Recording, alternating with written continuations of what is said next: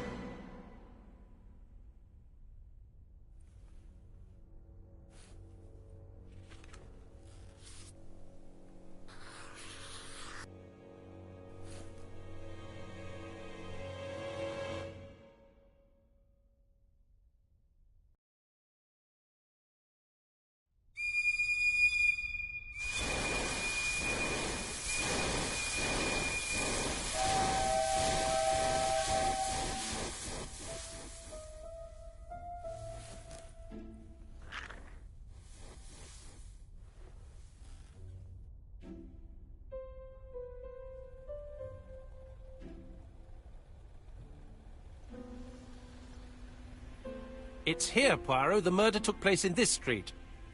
Grim place indeed. Tout à fait, Hastings. The streets of Andover are in a terrible state. Look, there's Chief Inspector Japp. He's talking with a policeman. Let us try not to get our shoes wet.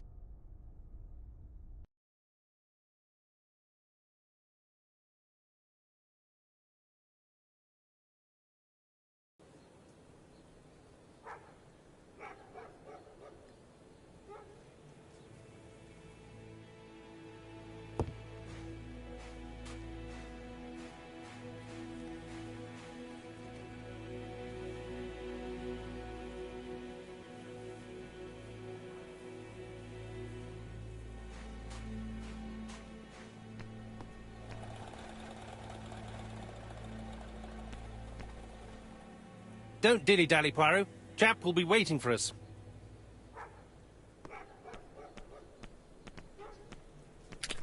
Dash! A puddle. How clumsy.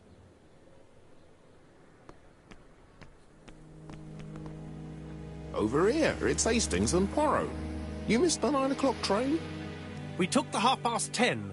Luckily, the service is good to Andover. So, Chief Inspector, what do we have? The victim is called Alice Asher. She owned this tobacco shop. She was killed yesterday with a blow to the back of the head. At what time? Let me just check.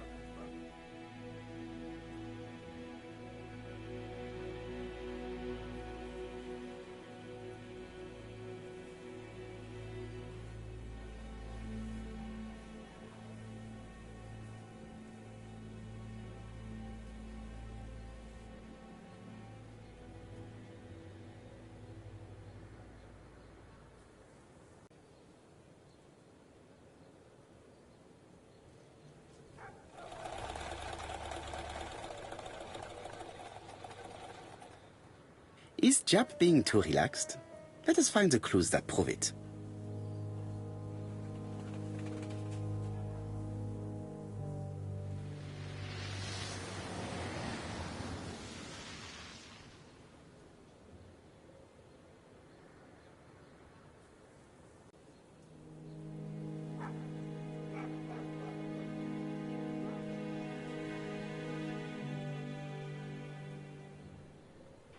Japp is in a good mood. I bet he thinks he's already caught the culprit.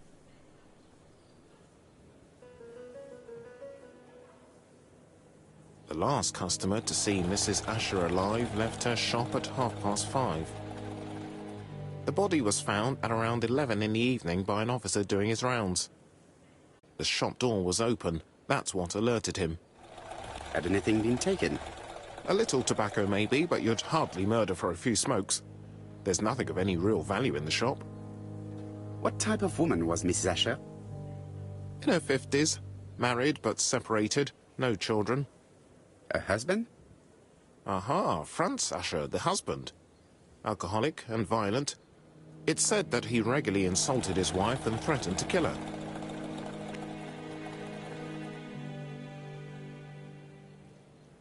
A little too easy, don't you think? You like complications, don't you? Well, this time you may be disappointed. Peut-être. May I examine the crime scene? Of course, old chap. I'll be with you in a minute, Poirot. Chap is in a good mood. I bet he thinks he's already caught the culprit. I'll be with you in a minute, Poirot.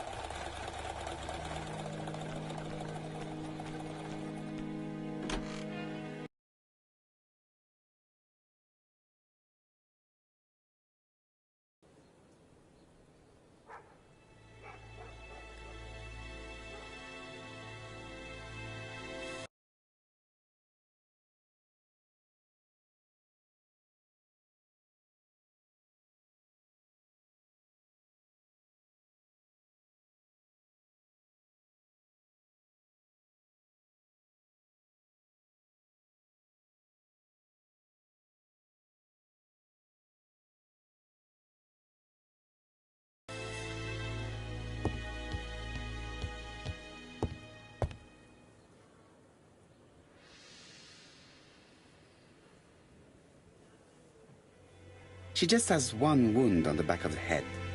There are no other wounds or signs of a struggle. The body is hidden by the counter and is not visible from the tobacco shop door.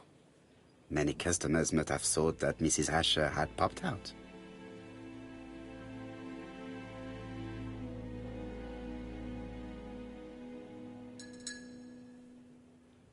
She has a packet of Play cigarette next to her hand. Did she drop it when she fell? This poor woman's head is resting in a very even-shaped pool of blood.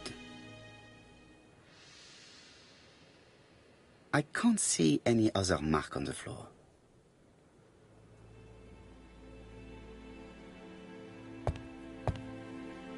There are cigarette packets in a mess on the shelf.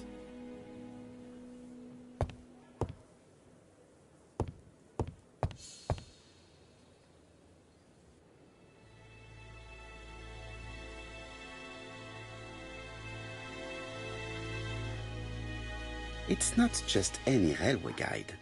It's an ABC.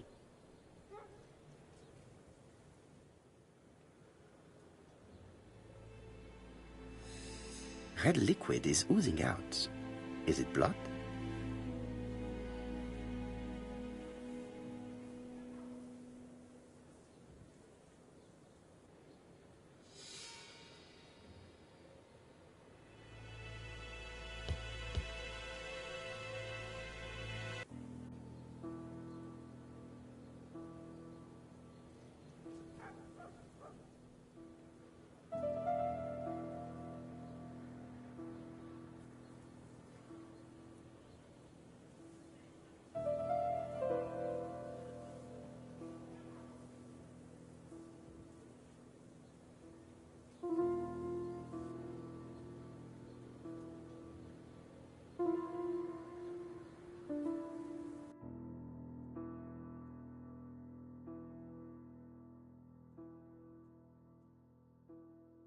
The till does not appear to have been touched. I have to check that nothing is missing from it.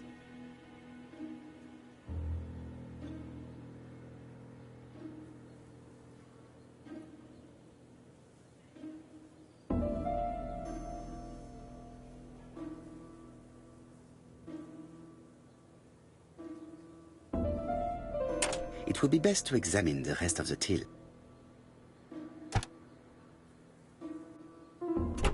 Something is preventing the drawer from opening.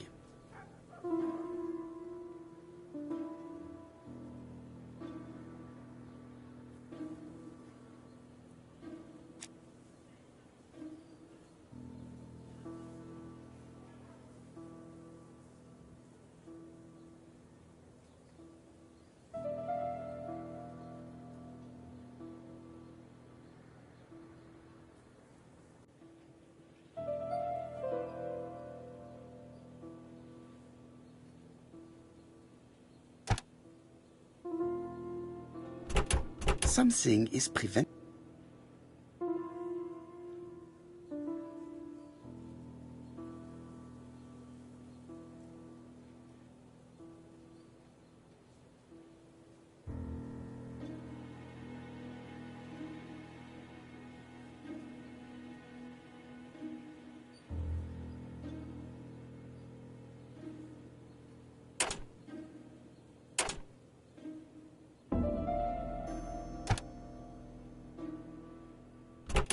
Something is.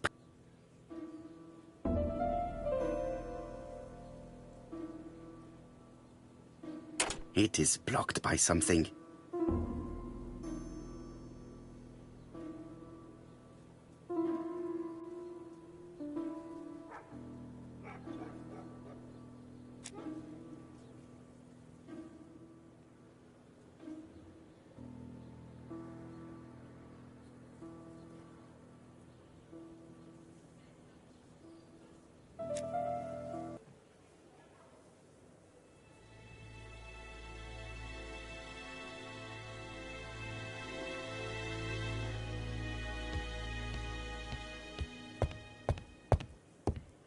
The door is locked.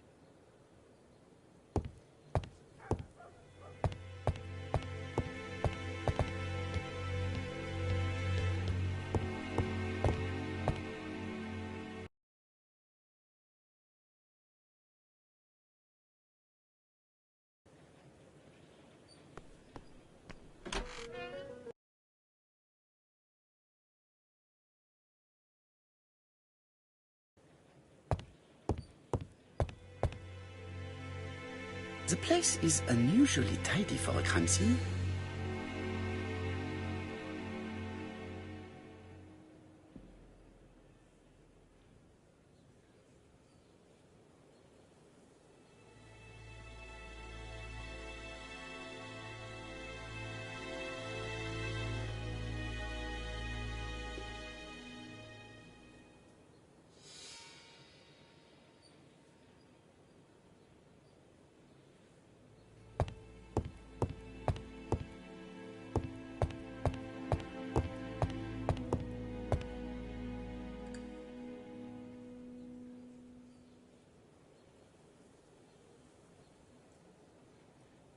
It's not just any railway guide. It's an ABC.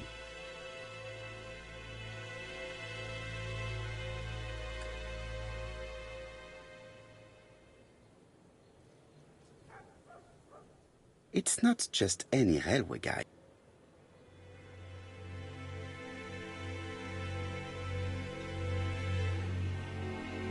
Red liquid is oozing out. Is it blood?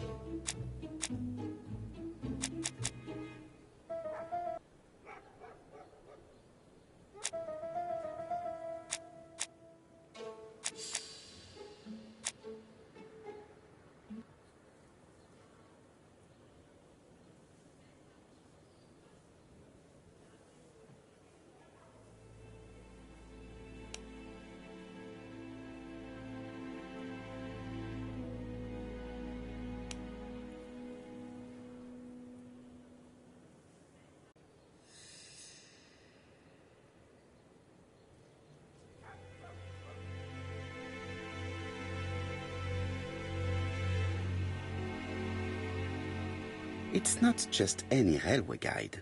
It's an ABC.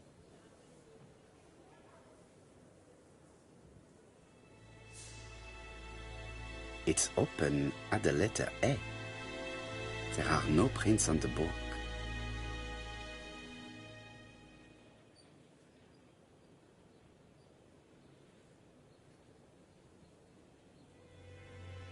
The counter is covered with fingerprints all on top of one another. Unfortunately, it will not be possible to use them.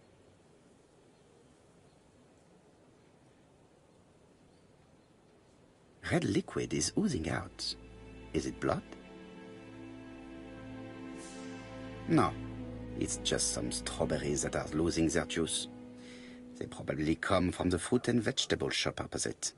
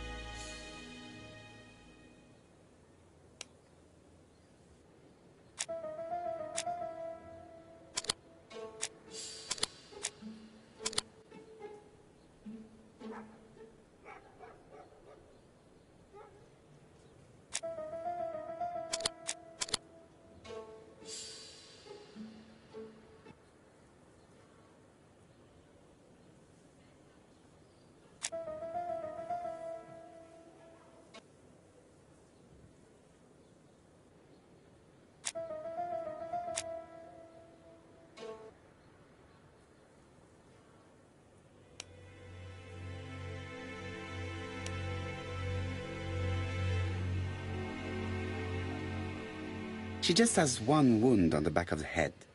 There are no other wounds or signs of a struggle.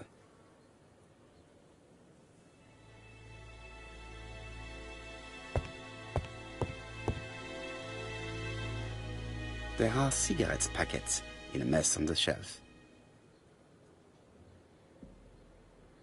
The door is locked.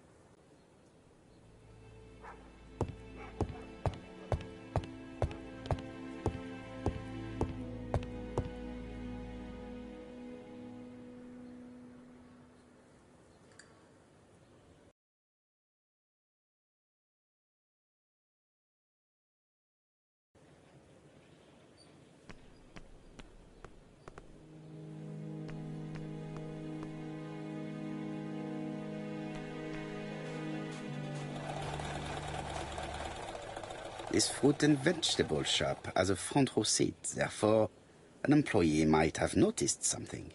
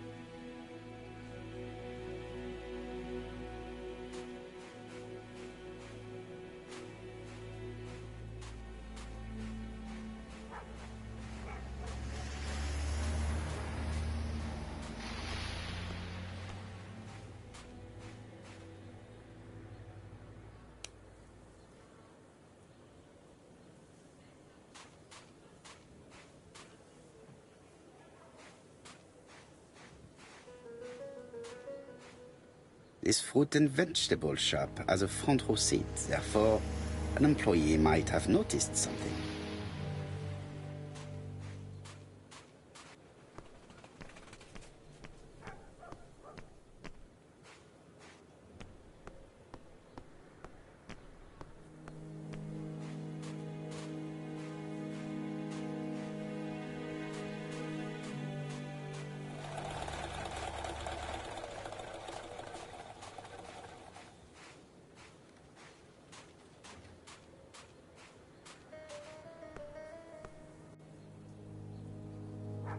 This place is run down.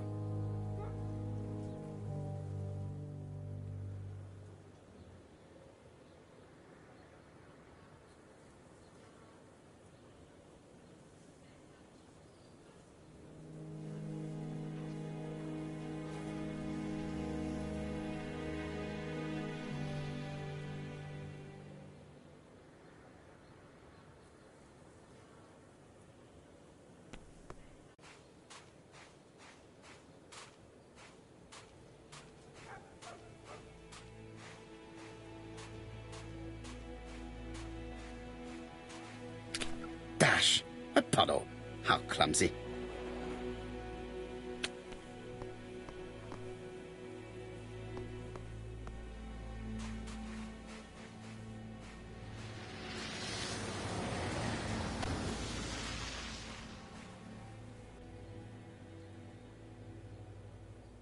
This fruit and vegetable shop has a front row seat, therefore an employee might have noticed something.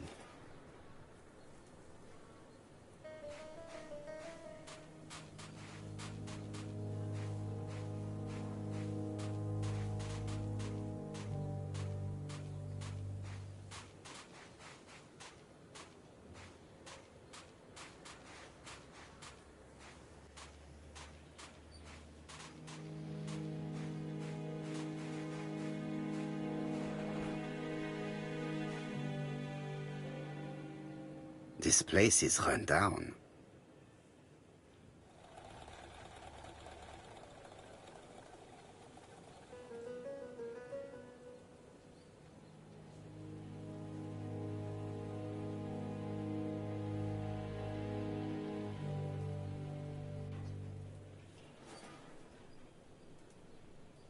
This is a really cutthroat neighborhood. Anyone could have committed the crime.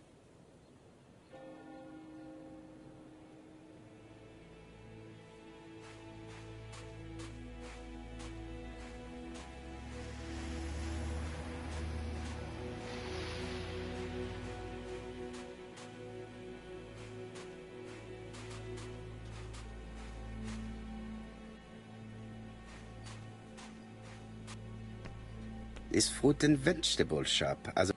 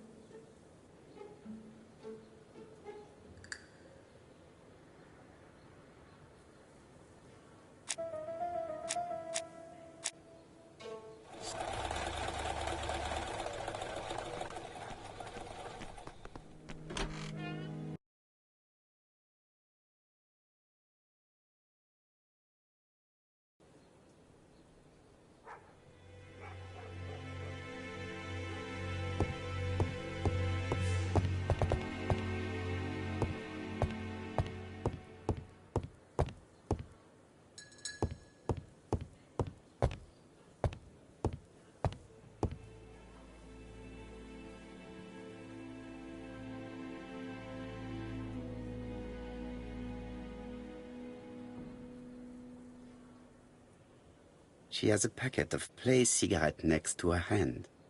Did she drop it when she fell?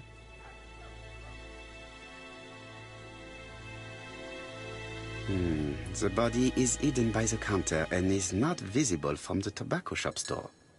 Many customers must have thought that Mrs. Asher had popped out. I can't see any other mark on the floor.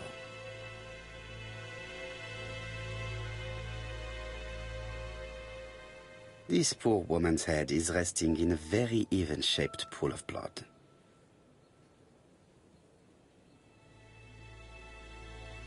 She just has one wound on the back of the head. There are no other wounds or signs of a struggle.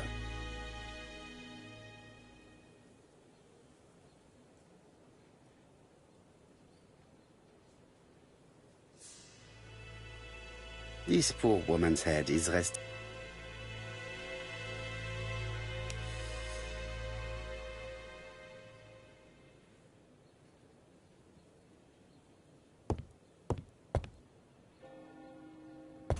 The door is locked.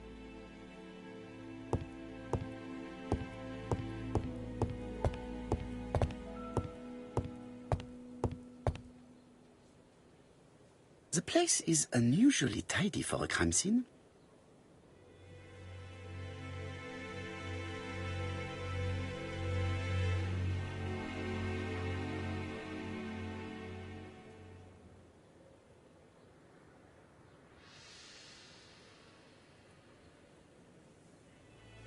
Nothing suggests any sign of a fight.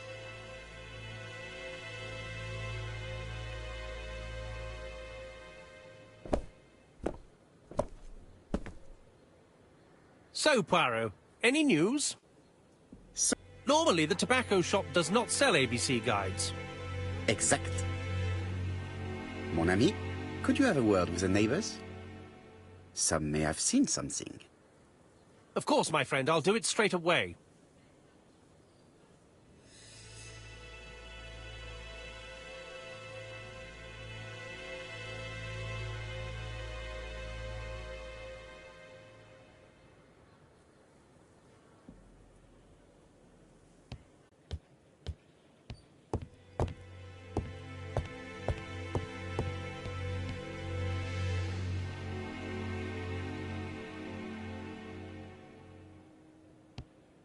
There are cigarettes packets in a mess on the shelf.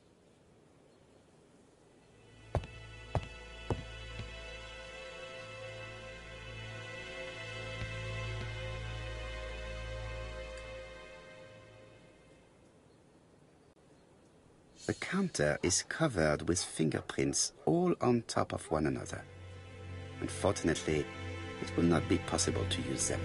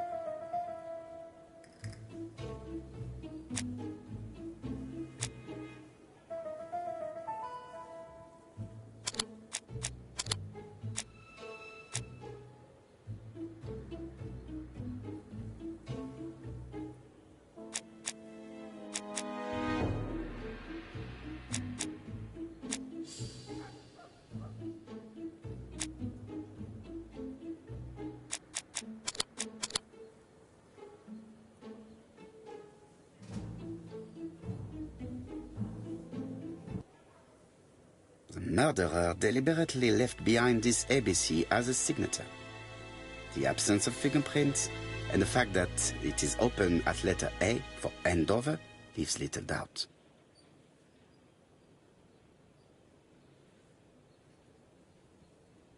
It's not just any railway guide. It's an ABC. It's open at the letter A. There are no prints on the book.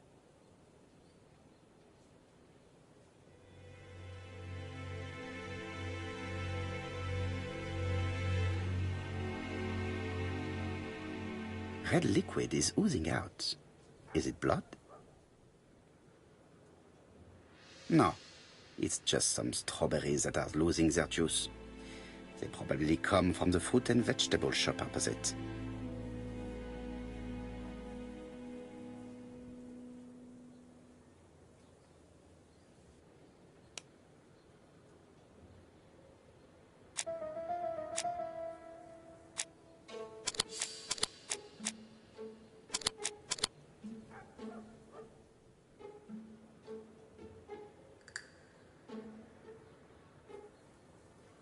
Mrs. Asher was killed here. The absence of marks in the shop and the regular shape of the blood stains indicated beyond a doubt.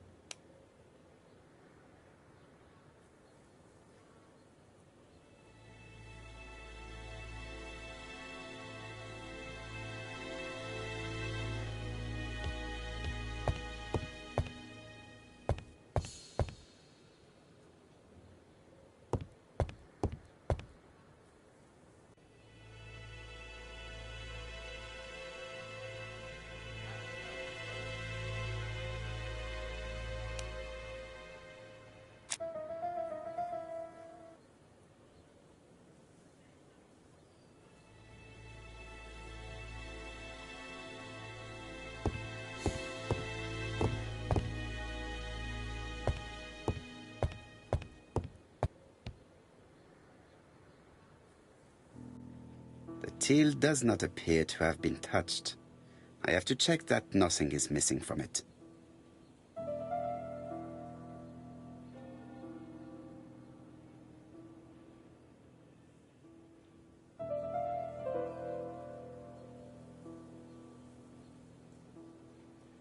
It would be best to examine the rest of the till.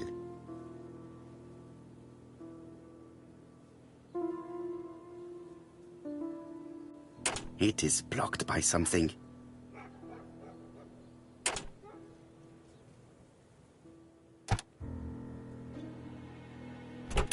Something is preventing the drawer from opening.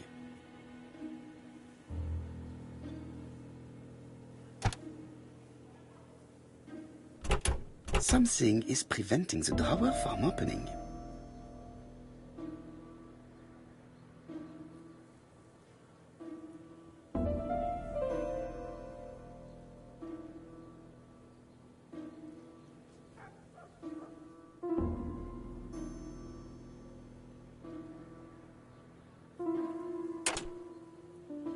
It would be best to examine the rest of the till. It is blocked by something.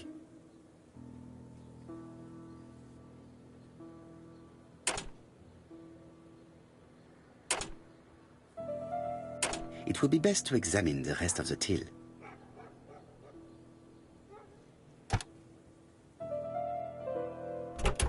Something is preventing the drawer from opening.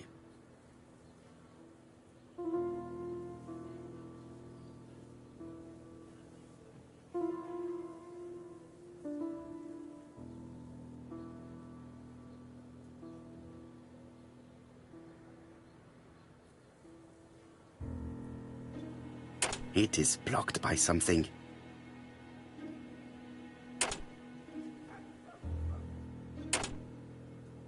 It would be best to examine the rest of the till.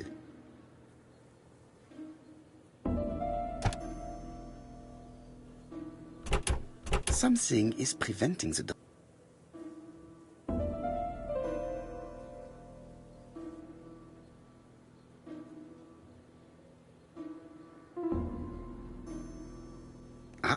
A mechanism has just made a faint click.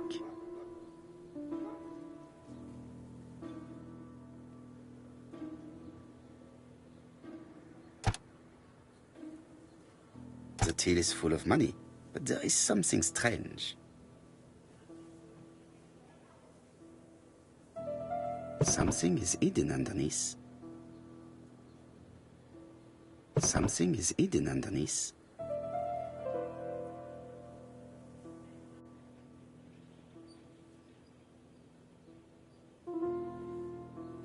Something is hidden underneath.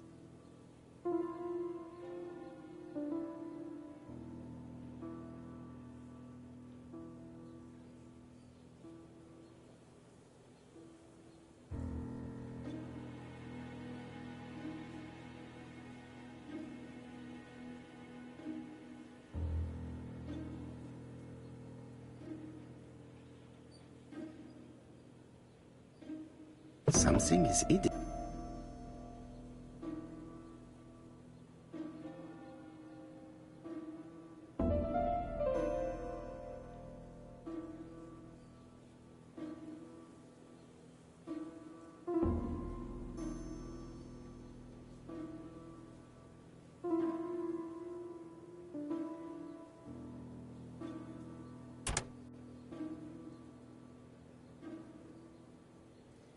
I need to find the code. I need to find the code.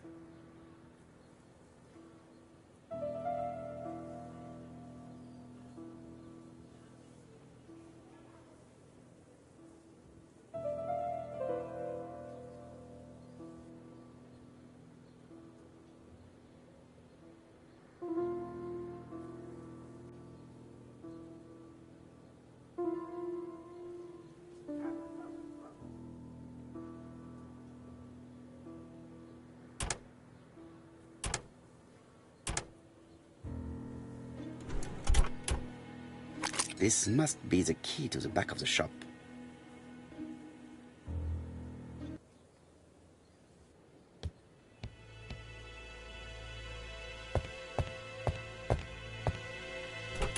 door is locked.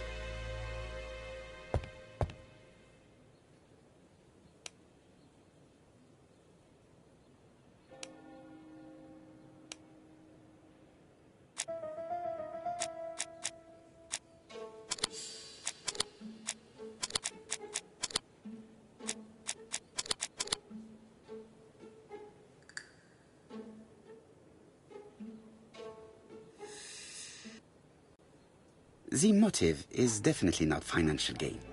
There is no sign of a struggle, and the till has not been forced or emptied.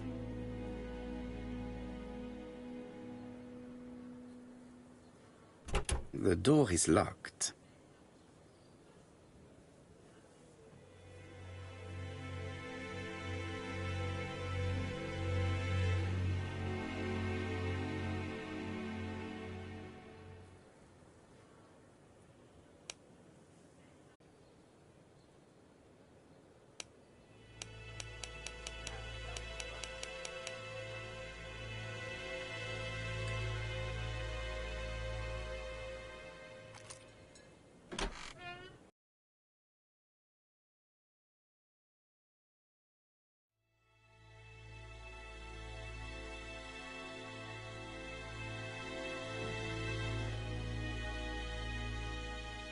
Blood.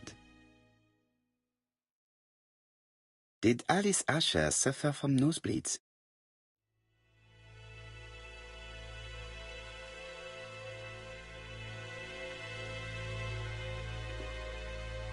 An inscription in German. Souvenir of our honeymoon in the Black Forest. To my Alice forever, Franz Asher. The Ashers were a lovely couple when they were young.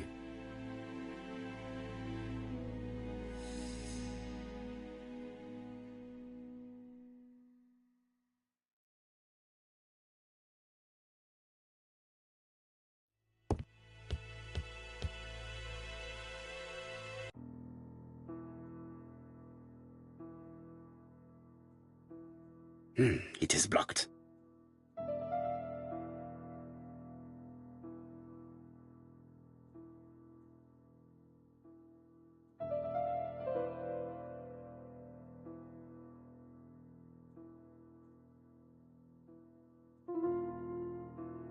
Such a pretty decoration should be at the center of the motif to respect the symmetry.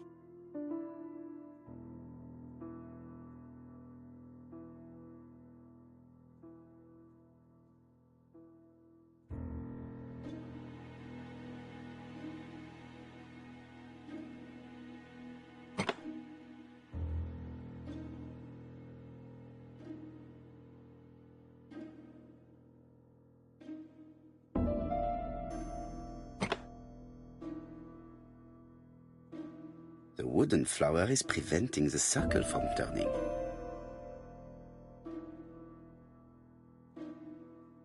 I heard a faint sound as if something was unlocked.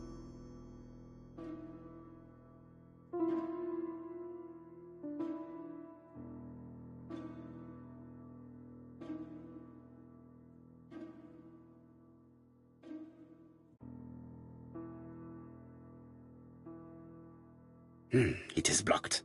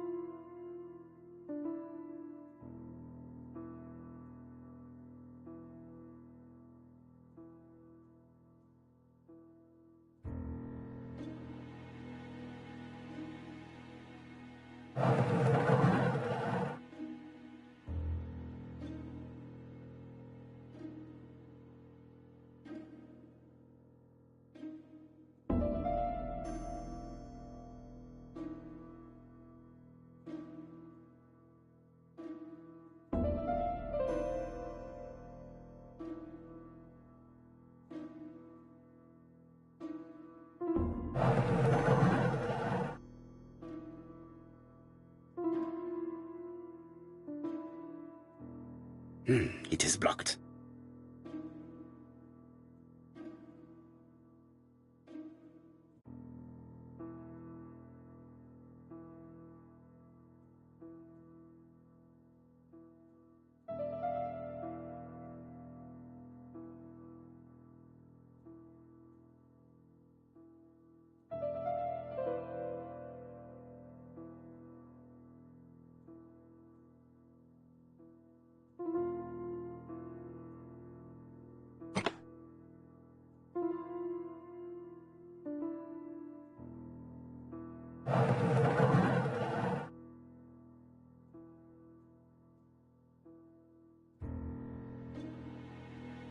It is blocked.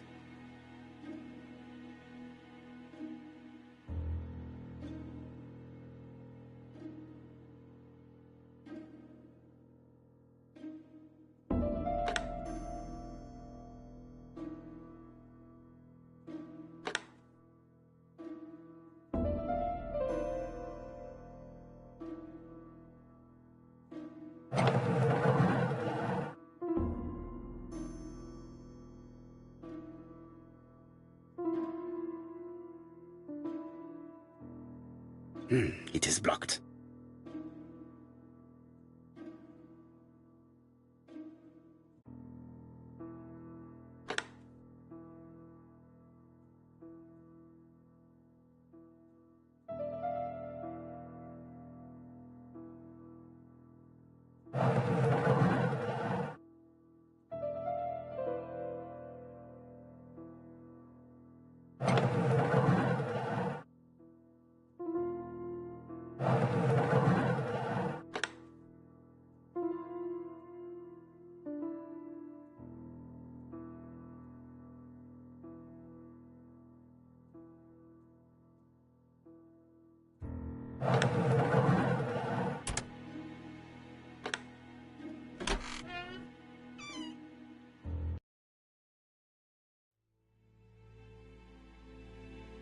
Medicine.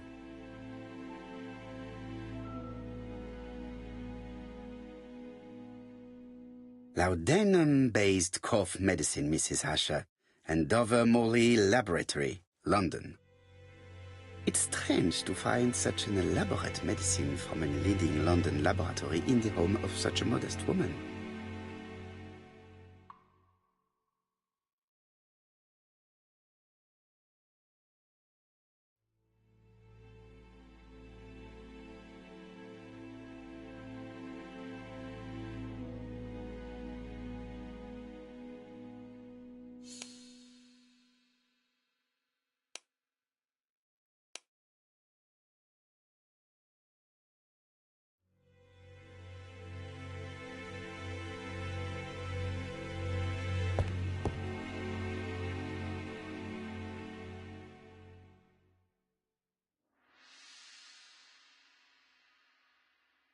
From Mr. Adam Flint, Royal Bank, Eastfield Road, Andover, to Mrs. Alice Asher, 5 Bishops Road, Andover.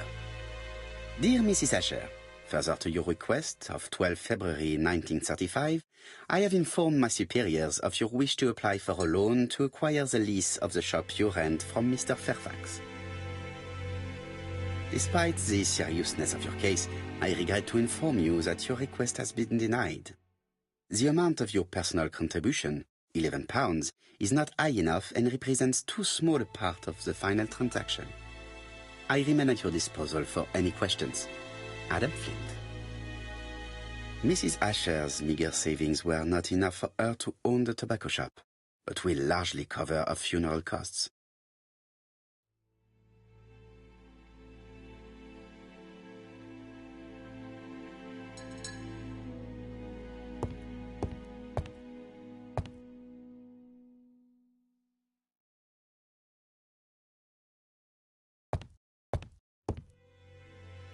What a strange box.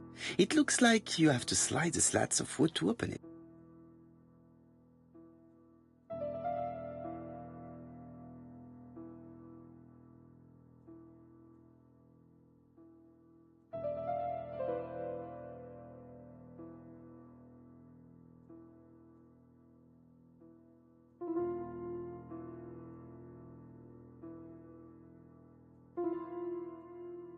It is blocked.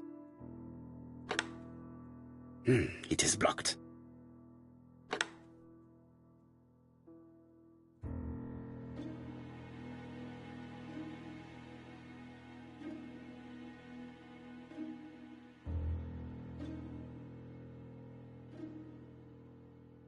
It is blocked.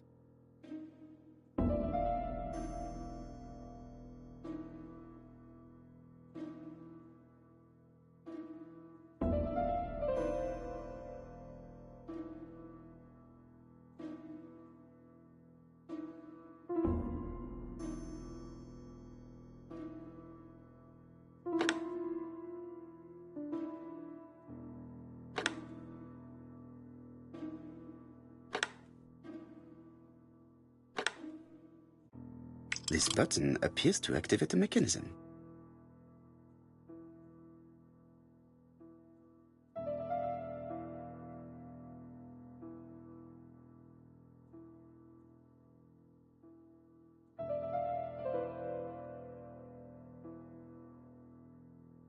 It is blocked. It is blocked.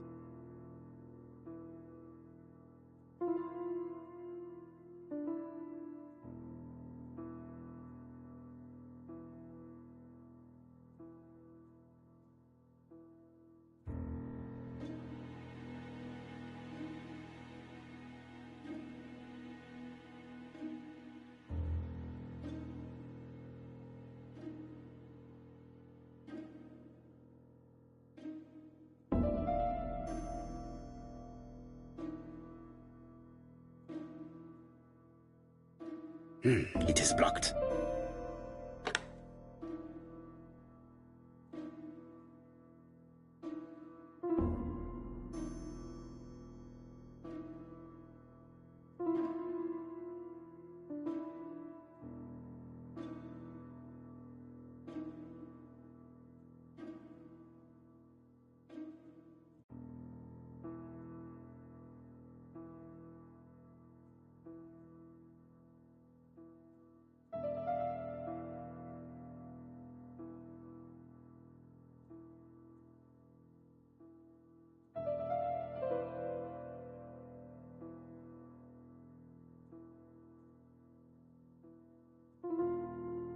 It is blocked.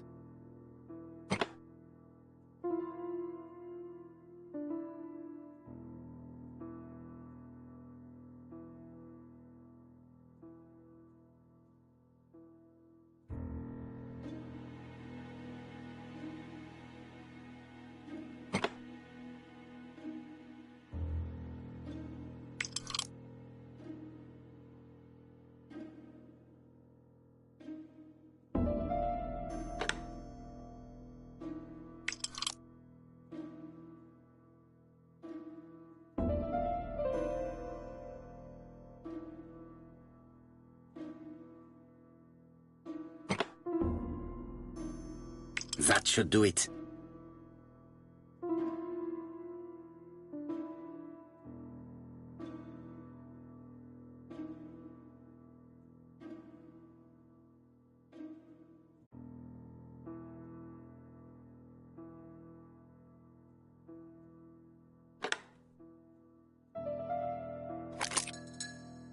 Who is this young woman?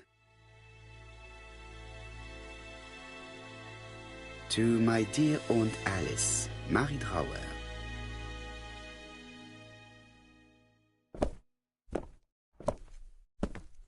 Have you found anything? The victim has a niece. We must find her.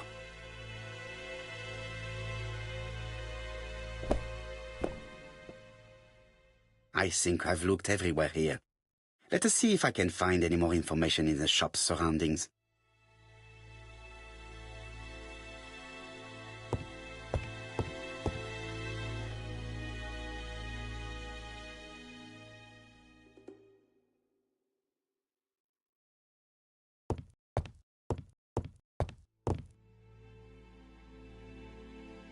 This interior is very simple.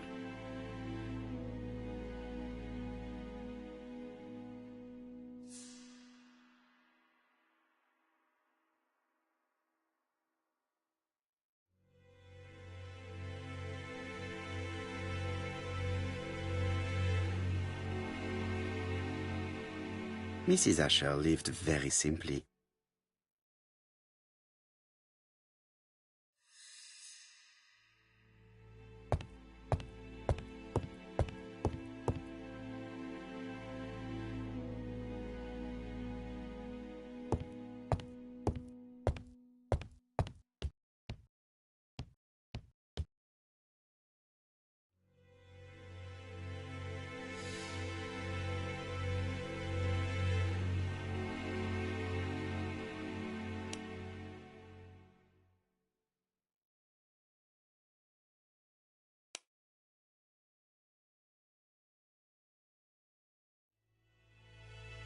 I think I've looked everywhere here. Let us see if I can find any more information in the shop's surroundings.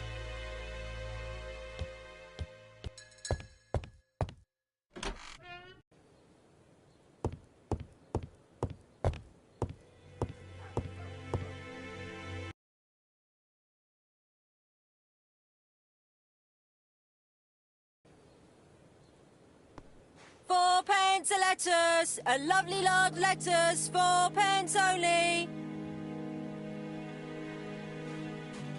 Strawberries, 6 pence a A bottle of poor quality vinegar.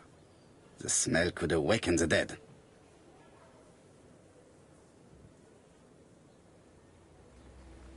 I'll be with you in a few minutes, sir.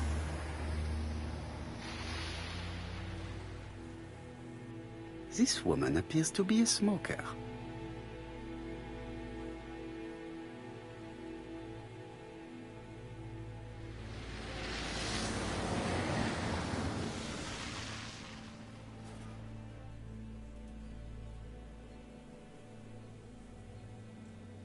She's a big smoker. She must have been a customer at the tobacco shop.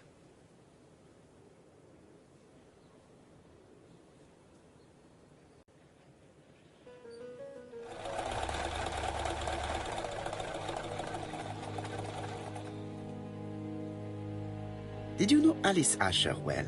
And for starters, who are you? I'm Hercule Poirot, the detective. You're foreign, that's for sure, with your accent and your odd way about you. And you're here about Alice's murder, I suppose. Well, I've nothing to say to you. Did you speak to the victim yesterday? No, I never saw her. Please, try and help me, madame. Why should I help you? For your beautiful moustache? Heh. Come on, move along now. You're scaring away my customers. Please, do not be ridiculous. I know that you went to the tobacco shop yesterday. Well?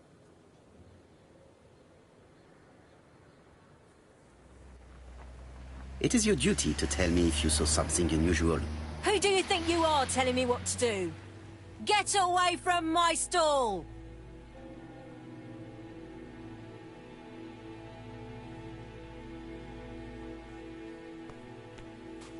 A bottle of poor quality vinegar. The smell could awaken the dead. Hey, Poirot! No, please, leave her, Chief Inspector. I'll get her to talk later. I've found the victim's niece. She's waiting for you in the back of the shop. Thank you, mon ami. I'll question her.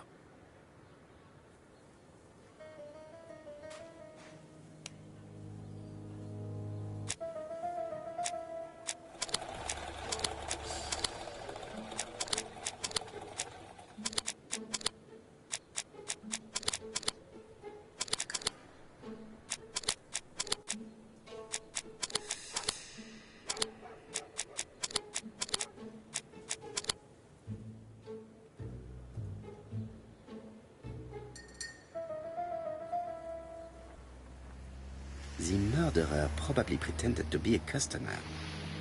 He hit the shopkeeper from behind as she turned around to serve him.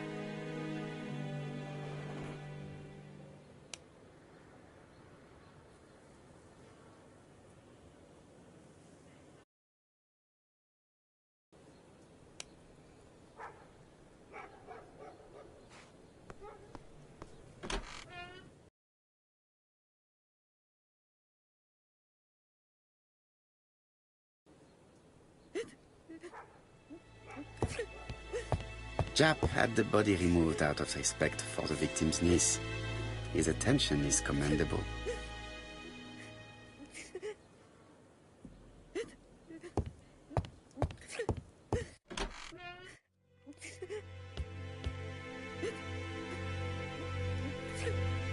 Is her grief sincere?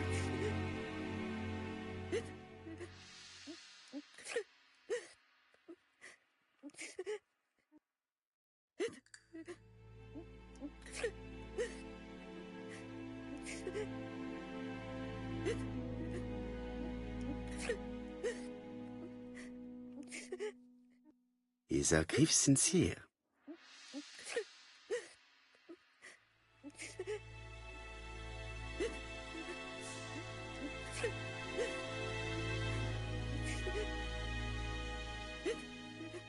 She appears to be very upset. She's dressed in mourning. She looks fragile.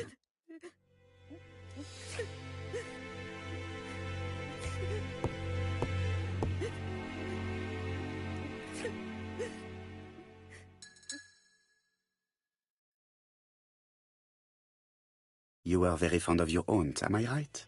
She was the only family I had since my mother died.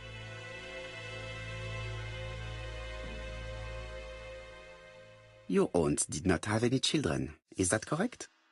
No, she was separated from her husband. What do you think about Franz Asher, your aunt's husband? He never left her alone. Poor aunt. She used to drop by all the time and make a scene.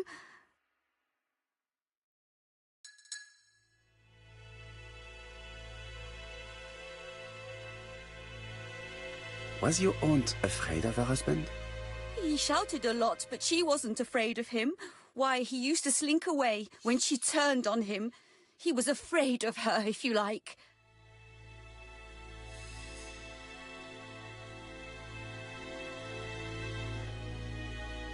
Did your aunt enjoy good health?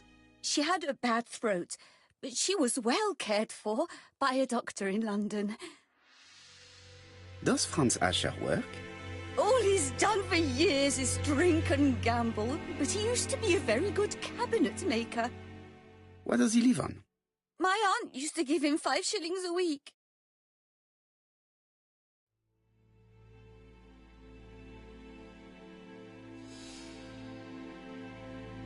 Did Franz Asher extort this money from her?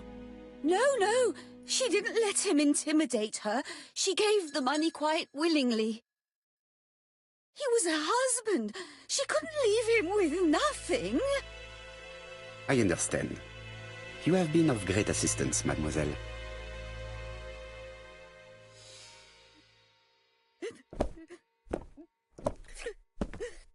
Please take this young lady home. My pleasure. Well, this Franz Asher does not seem to be quite so dangerous as Jack says. And since Alice Asher gave him money regularly, it was not in his interest to kill her.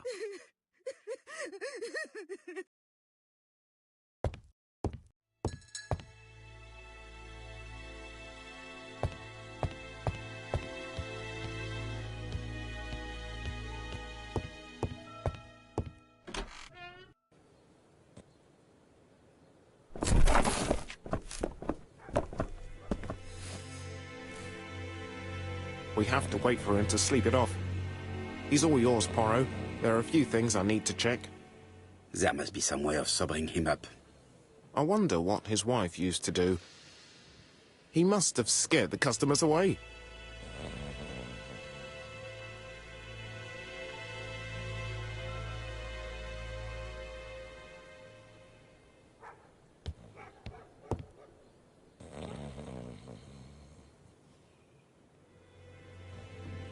It's Alice Asher's notebook. Ah, that's interesting. It probably contains information about her possible debtors and creditors.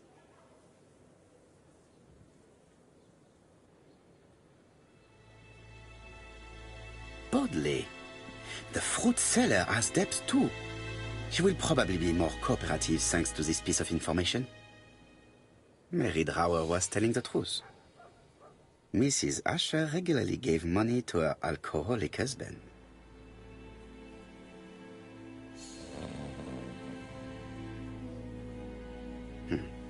A box of new stockings.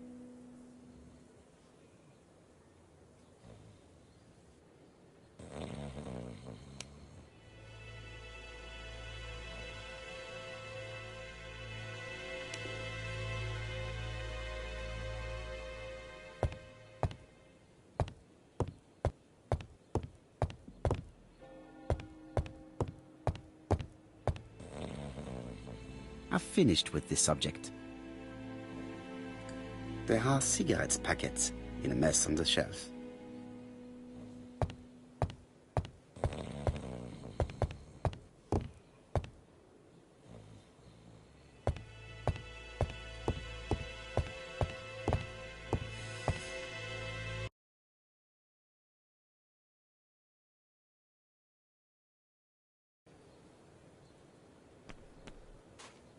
Strawberries, 6p a pound. A bottle of poor quality vinegar. The smell could awaken the dead.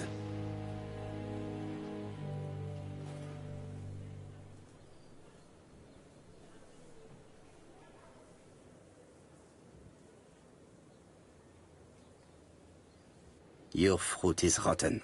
What? A foreigner dares to say that?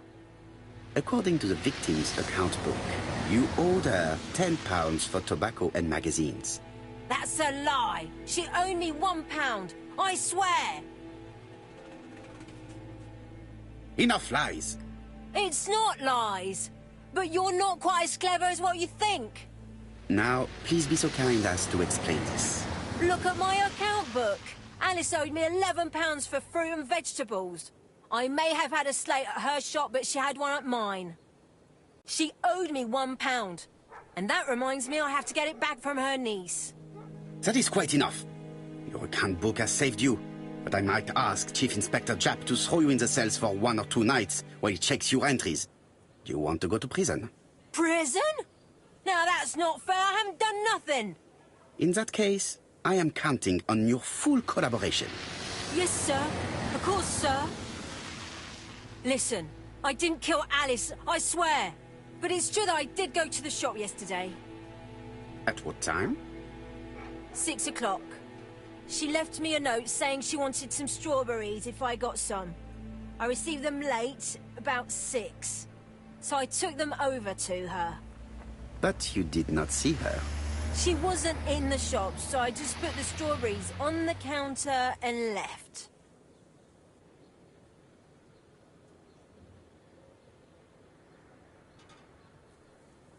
Did you see anything unusual in the shop? No. Well, maybe one thing. There was a railway guide on the counter. Alice didn't sell them. Maybe it's the customer who left it there. You were not alarmed? I thought Alice had just gone to get her medicine from her room and that she'd be straight back. You mentioned medicine. Something for her cough. She used to take it a lot.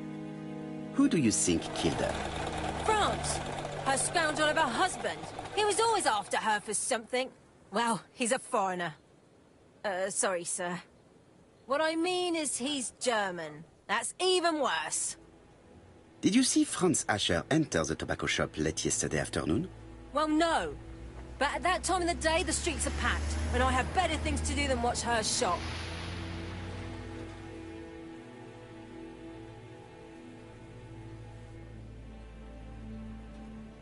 I'll just borrow your bottle a moment. Take it. It's what Alice used to sober up her husband. But try not to empty the bottle. Let us now try and get our brain cells to work.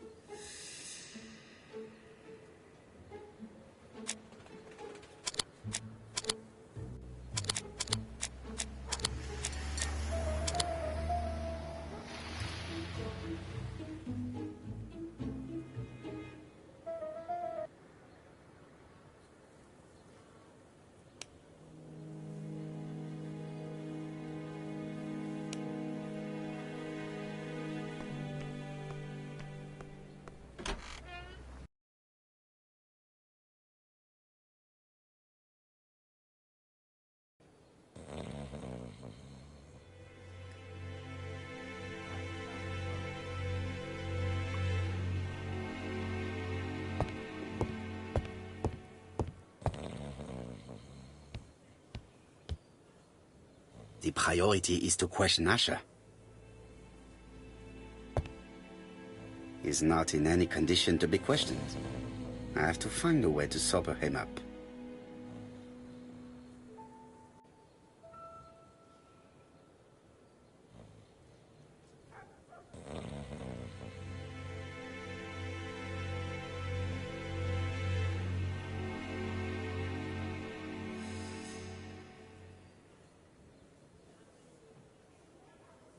There is nothing more for me to learn from this notebook.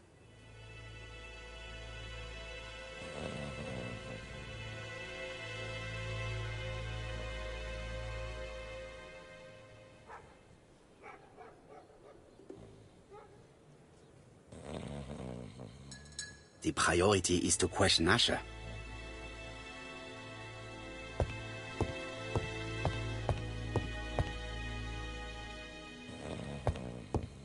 He's not in any condition to be questioned. I have to find a way to sober him up.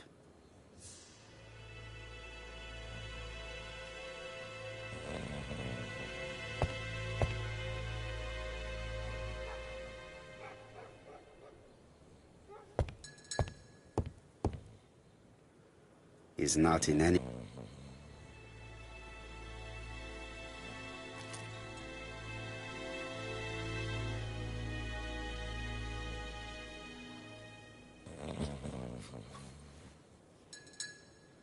Mes amis, I can say without a doubt that poor Mrs. Asher was killed between 5:30 and 6. Killed when the street was packed with people. That's rather bold. I've been talking to the neighbours, and... No one's seen anything? Or rather, it's anything and everything. Am I wrong? No. Yeah. We must grill this villain Asher before he falls asleep again.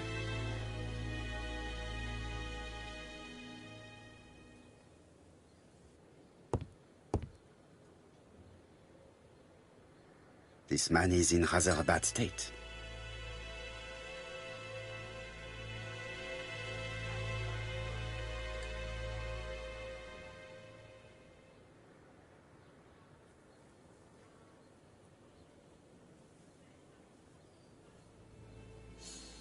This man has been fighting and he smells of alcohol.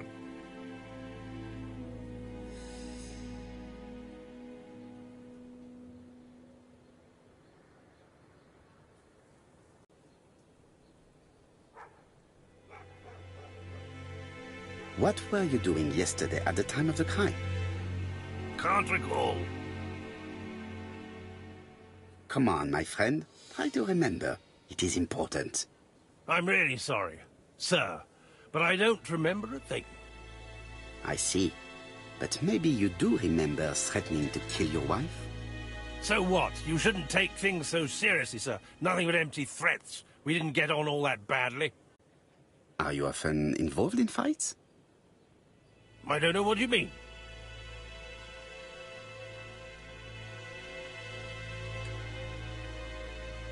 Asher, look me in the eye and tell me that you were in a fight.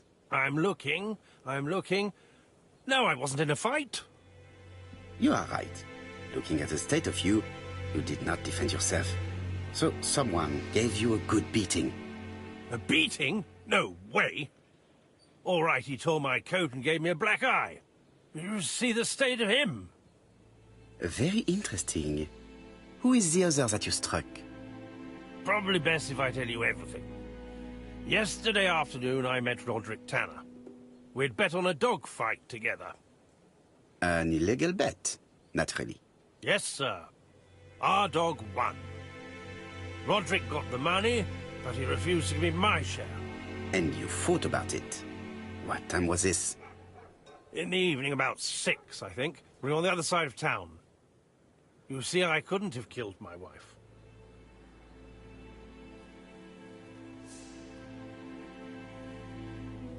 Asher's alibi appears to be confirmed. All the same, I'm going to call and check that he did have a fight with this Tanner on the afternoon of the murder. You can never trust this sort of chap. One thing is certain, Asher was a ruffian who used to beat his wife. But he's not very educated. It certainly was not him who wrote the letter signed ABC. Let's resume, Hastings. We know the murderer pretended to be a customer. He did not kill her for money, that appears to be certain. I agree with you on that point. And the murderer left an ABC guide as a signature. Therefore, it's likely he wrote the letter. Indeed, but that doesn't explain why and how he did it. You are quite right. Why he did it is a mystery. But as for how he did it, we do know enough to try and reconstruct the events.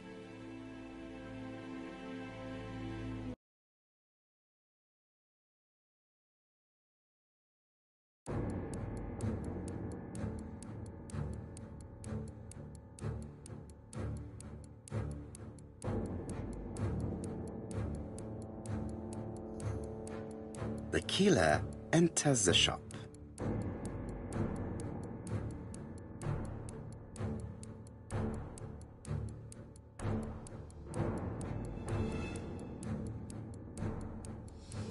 Mrs. Asher keeps her back turned. The murderer grabs his walking stick. She turns around, he strikes her violently. He then places the ABC on the counter before leaving. No, the victim has no road to the temple. And the ABC is not the same as in the crime scene. Better think again, mon cher.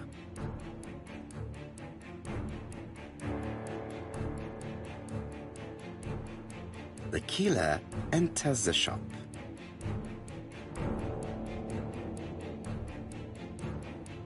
Mrs. Asher turns around to greet a customer.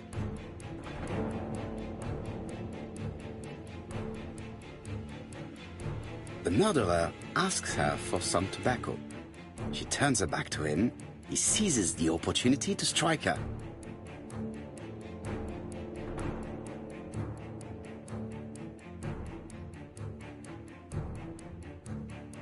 He then places the ABC upside down before leaving.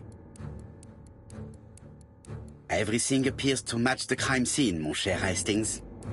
That is exactly what happened.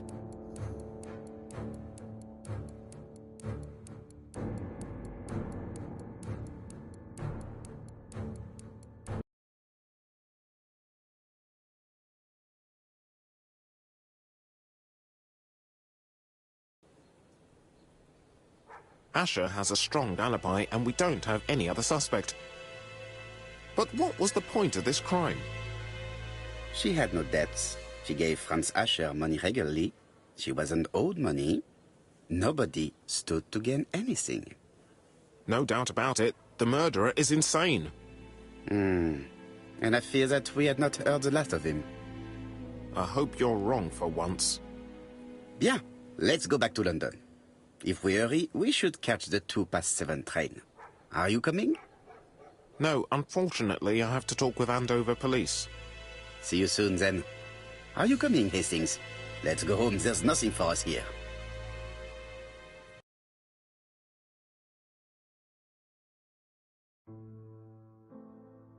Well, do you have any idea about the killer's identity?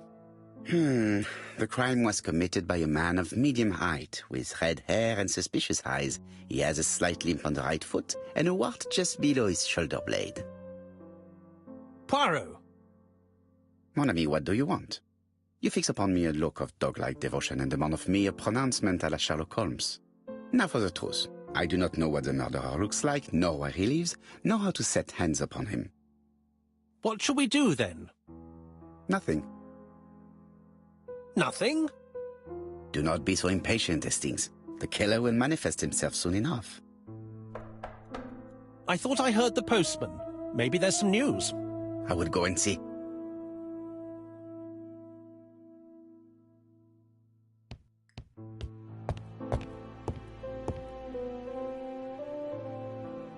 Daily Flicker, June the 22nd, 1935. Battle over control of bank system. What will the government do for money? Andover, murder of a tobacconist.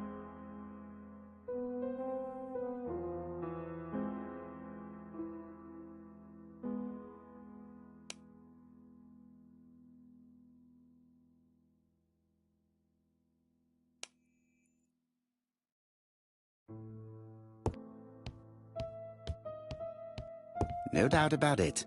Hastings is going bored.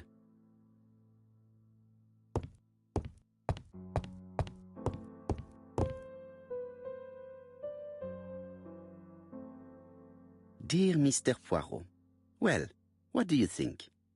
I believe that I won this round. The end of our affair went like clockwork, don't you feel? But the fun has only just started. I would like to draw your attention to Bexhill-on-Sea on the 25th of this month. We're having a crazy time. Best wishes, ABC.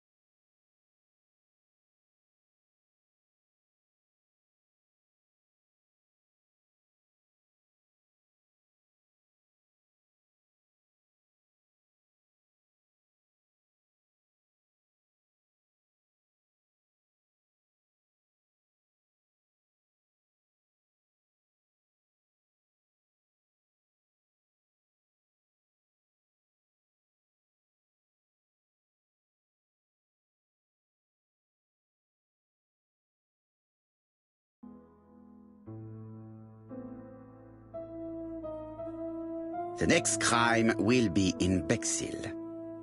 We must warn Jap to Scotland Yard. Did the letter indicate anything that might help the police? To be honest, I think we can already guess something about the next victim. But I need to think about it a little more.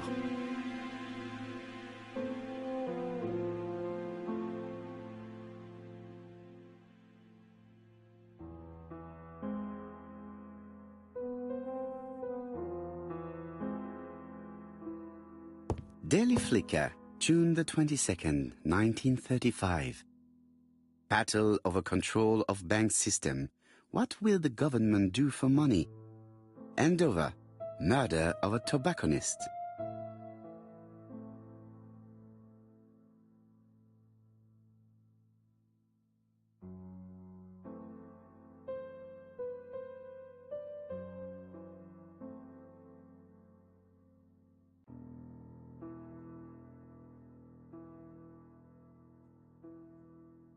Let us examine this more closely.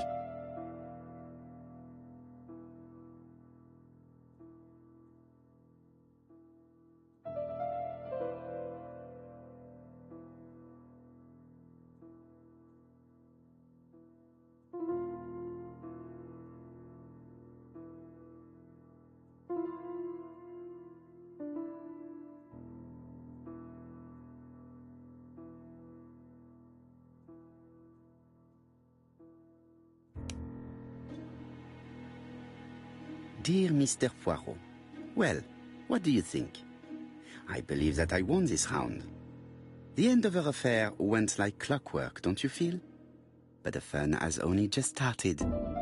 I would like to draw your attention to Bexhill-on-Sea on the 25th of this month. We're having a crazy time. Best wishes, ABC.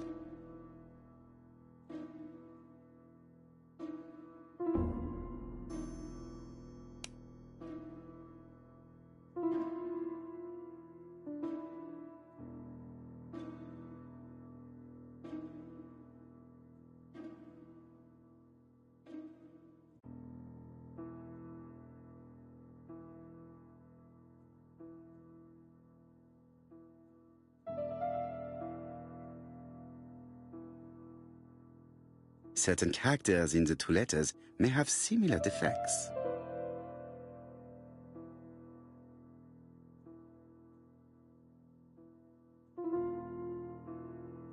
Let us examine the characters in this word.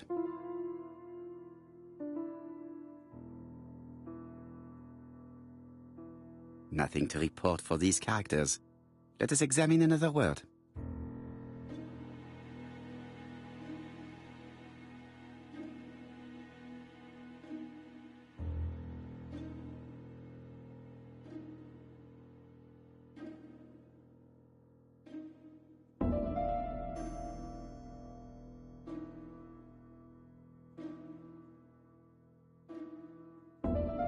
Yes, the A appears to be quite unusual. Let us examine the characters in this word. Let us examine the characters in this word.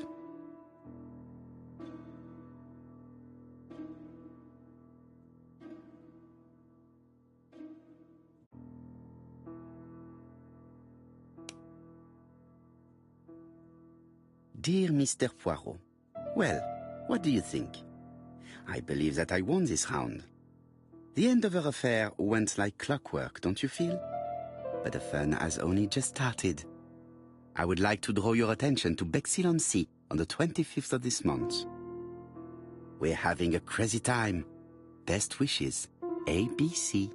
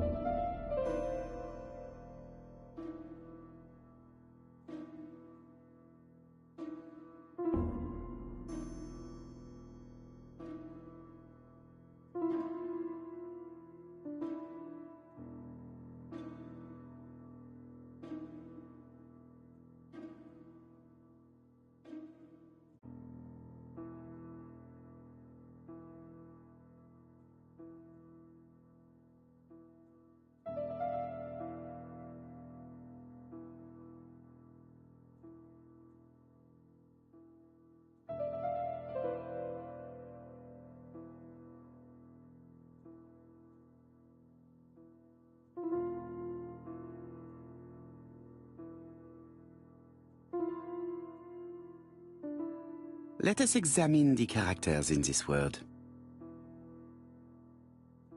Let us examine the characters in this word. Yes, the A appears to be quite unusual. That's right.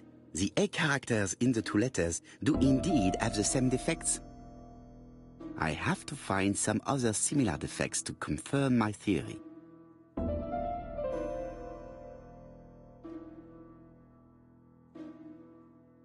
Yes, this I is weird.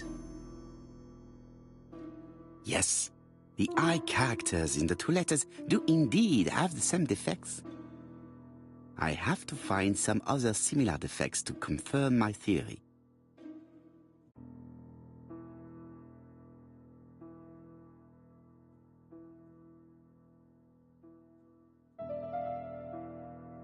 Let us examine the characters in this word. Let us examine the characters in this word. Let us examine the characters in this word.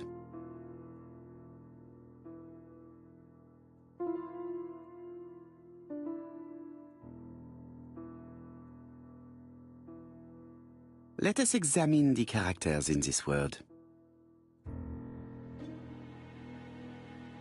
Let us examine the characters in this word.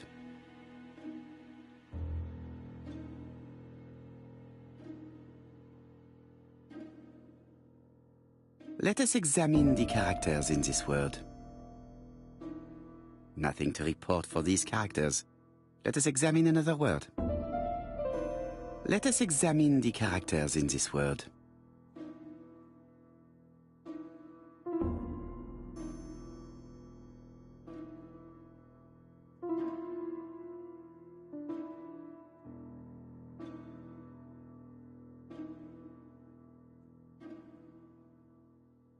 I don't see anything in particular.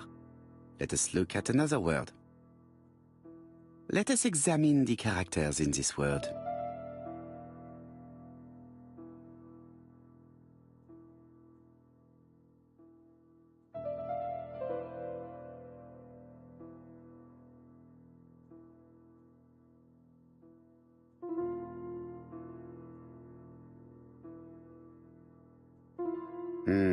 The W is not printed properly. The W is not printed properly. Of course, the W characters in the two letters do indeed have the same defects. My theory was right. These two letters were written with the same typewriter. Both letters were written on the same typewriter and show the same characteristics. You surprise me, Poirot. You usually ignore material proof. But there is nothing usual about this case, Hastings. Nothing must be overlooked. Let us now try and get our brain cells to work.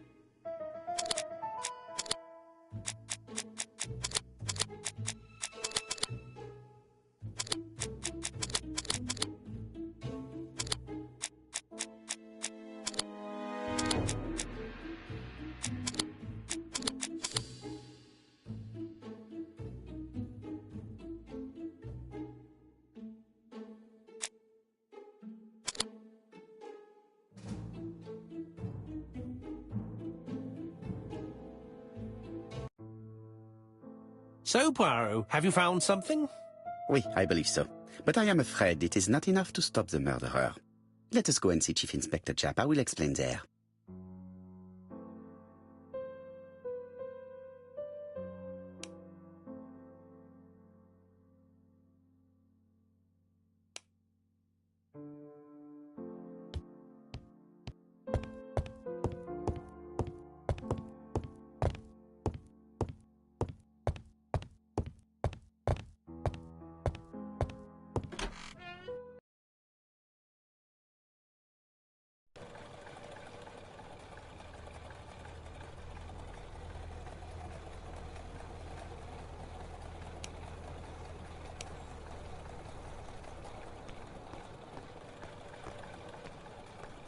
To Scotland Yard, please.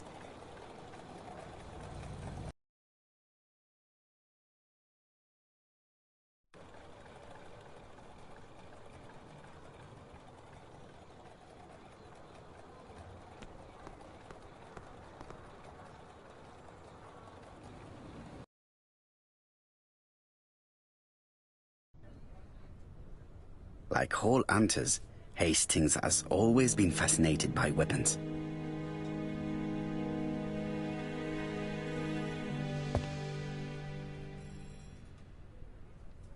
Japp has invested a great deal in his career.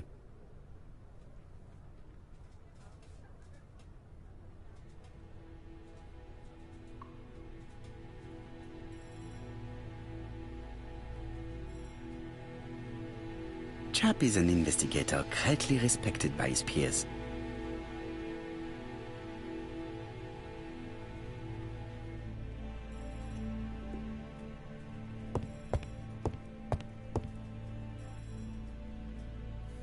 Jap appears to be snowed under.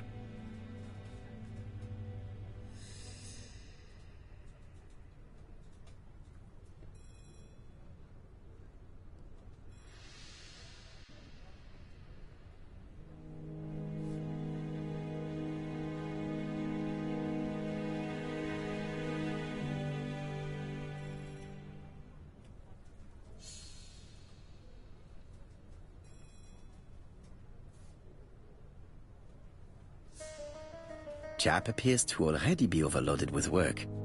My news is not going to improve matters. Bonjour, Chief Inspector. I am afraid we have some bad news. I have just received another letter signed ABC. The next crime will be on the 25th in Bexhill-on-Sea. Are you completely sure it's from the same person? I have compared the two letters. There is no doubt about it. I suppose you think he's going to carry out his threats. I fear so. Good God, Poirot. Bexhill is very busy at this time of year, and we have no idea who the next victim will be.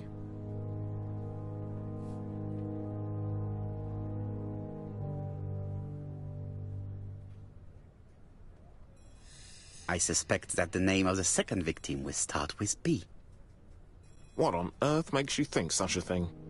I thought about it when I saw the name Asher clearly written over the shop door of the unfortunate woman who was murdered in Andover last month.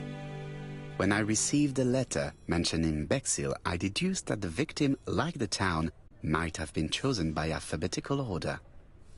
So it's an alphabet fiend. I'm going to have a list drawn up of all the people whose name starts with B. I hope there aren't too many of them. Bien. We should leave you to work, Chief Inspector. You have a few days to prepare yourself. Thank you for coming, my friends.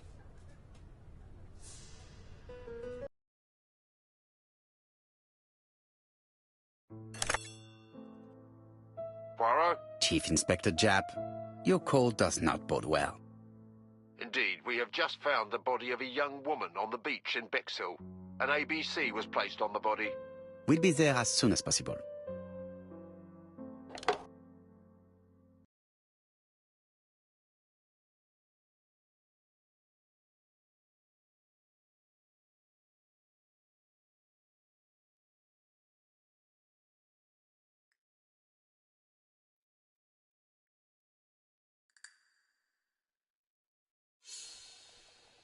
Bexhill is a delightful town.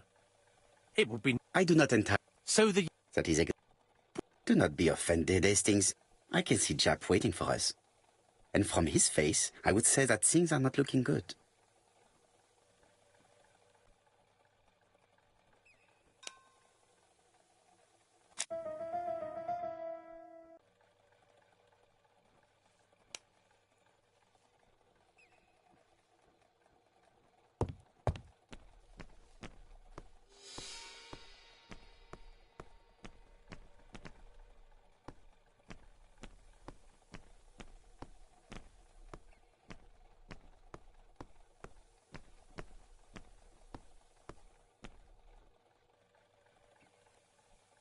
Bexhill seems to be a pleasant little town.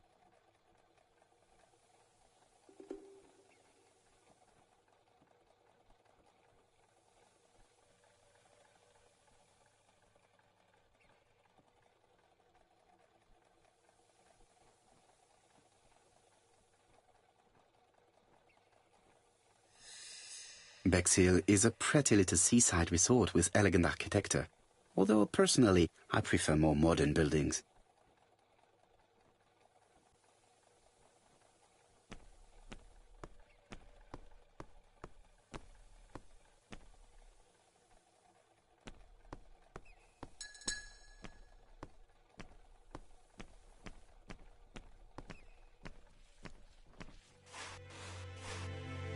Hastings appears to be ill at ease. He appeared to be relatively indifferent to Mrs. Asher's murder, but a young woman's murder seems to be troubling him greatly.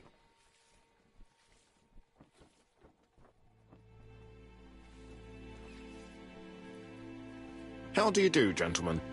Chief Inspector? I fear your admirer has struck again, Poirot. We haven't yet identified the victim, but it's a young woman, 20 to 25 years old. Death occurred last night between 11:30 and 1 o'clock, and we found an ABC guide on the body. Was she pretty? Come on, Poirot, that's rather out of place. It has no bearing on the murder. Are you certain? For women, it is often the most important thing. It often decides their destiny. The body hasn't been moved. You can see for yourself. Has the press been informed? Not yet, but I'm planning to. I haven't yet informed them about the presence of the ABC guide in Andover. Nobody has reported a young woman missing? Not for the moment. No witnesses, I imagine. Indeed. We've asked everybody who may have met a young woman fitting her description last night to come and see us, but I have little hope of gaining anything from it. It's early days, Chief Inspector, and the news may not have spread around the town yet. I hope you're right, Hastings.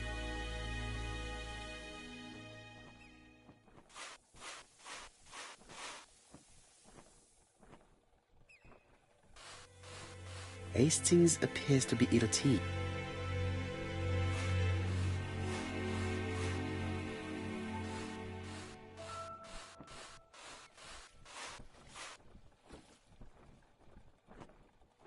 The young woman wasn't wearing shoes or a coat, and was not carrying a bag. That's strange. Either the murderer stole her belongings, or she put them somewhere safe.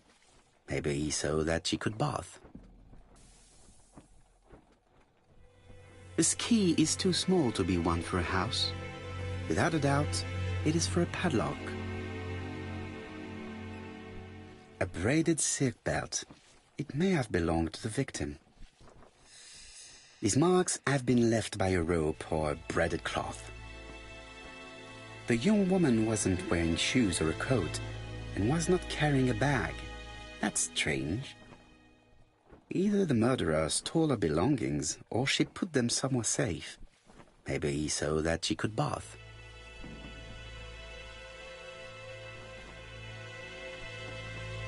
She was a great beauty.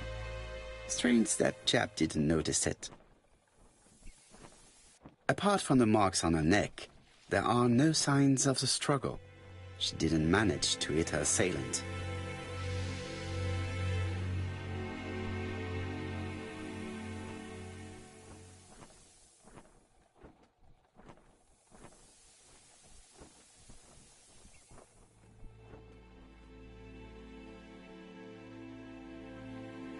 The guide is open at the page for the Bexhill train times. Let us now try and get our brain cells to work.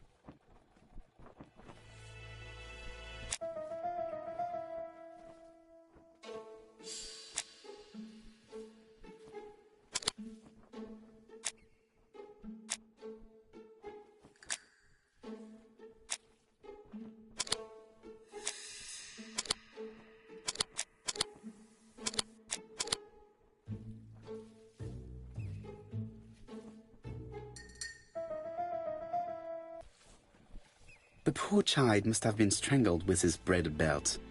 Unfortunately, in view of the fabric, it is unlikely that we will find any prints.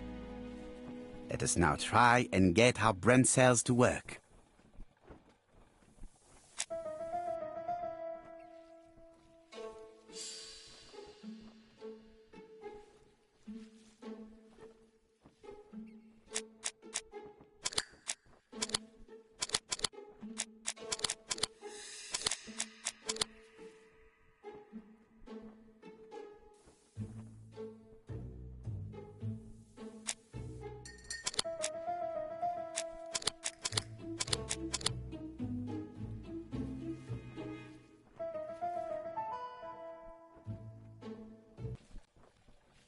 The medical officer should confirm that the victim was strangled with her own belt.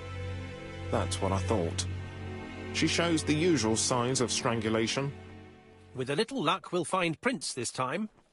You are too optimistic, Hastings. Our killer is far too meticulous for that.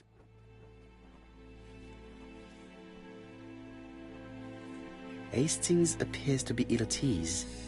He appeared to be relatively indifferent to Mrs. Asher's murder, but The young woman's murder seems to be troubling him greatly.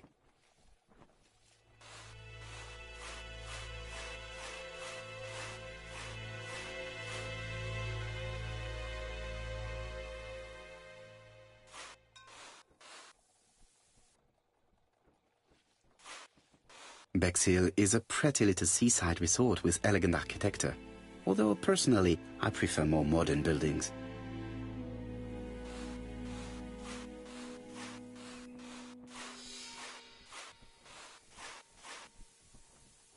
There is no doubt about it. Bexhill has one of the most beautiful beaches in the area.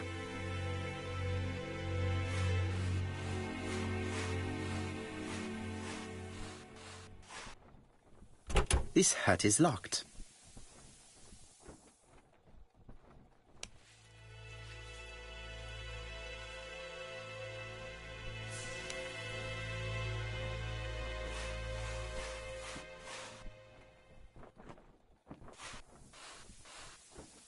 This hut is locked.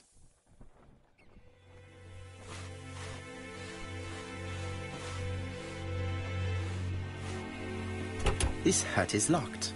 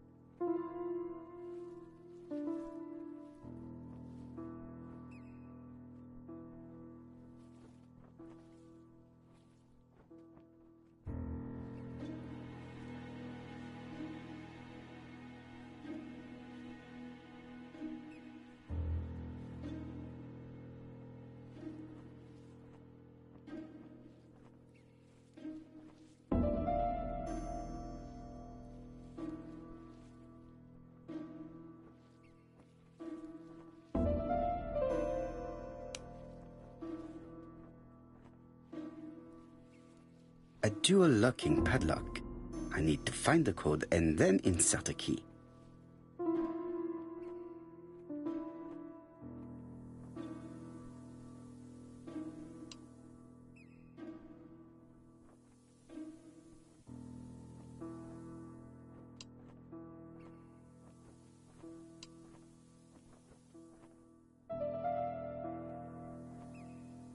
Firstly, I have to enter the padlock's code.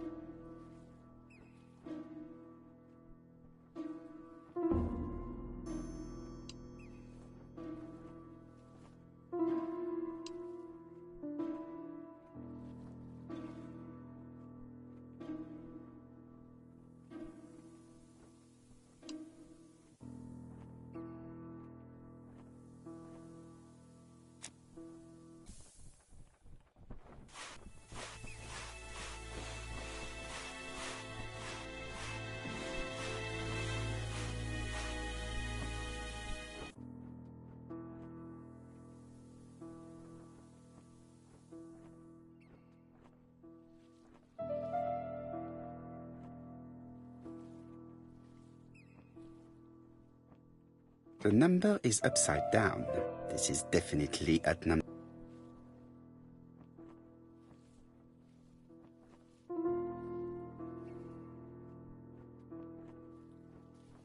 A dual locking padlock. I need to find the...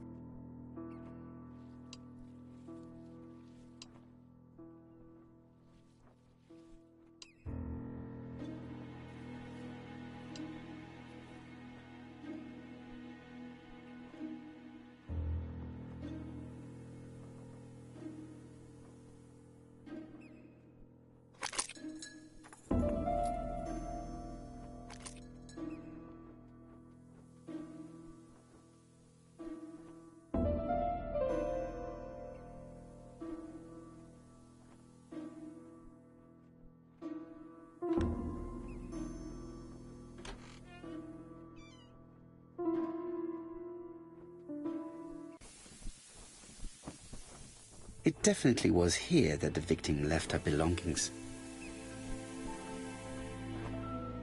The purse is full. Yet again, we can dismiss theft as the motive for the murder. Here is the watch she must have removed to prevent it from getting wet. A top-brand lipstick. She liked to take care of her appearance. As well as a photo of the victim with some company. It could be useful to me.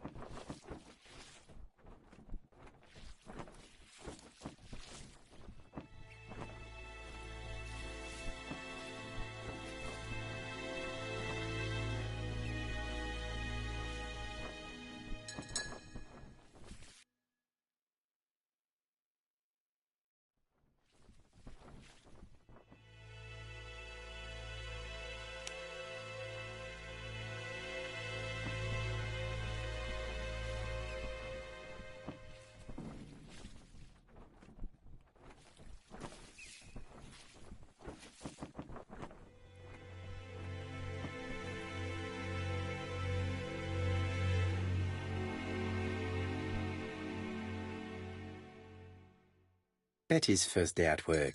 Mom is very proud of you. Elizabeth Barnard, 7 August 1931. So, the young lady did have a name starting with B, and she worked as a ginger cat, an establishment that must be slightly further along the beach.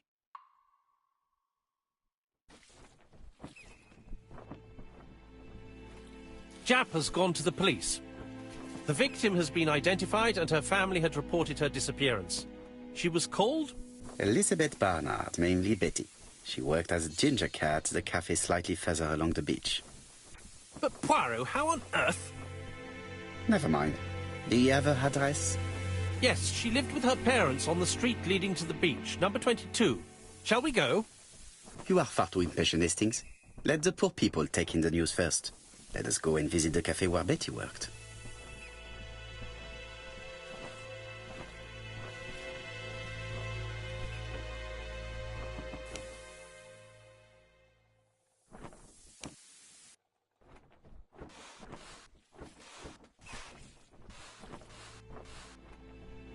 This hut is locked.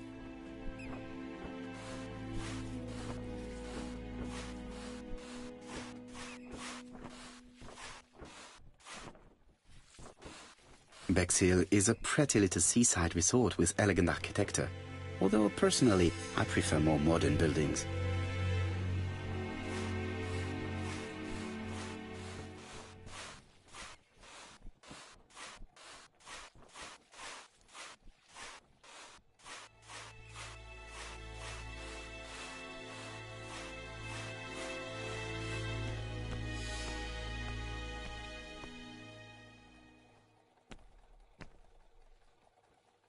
Could it be the same buildings as on the victim's photo?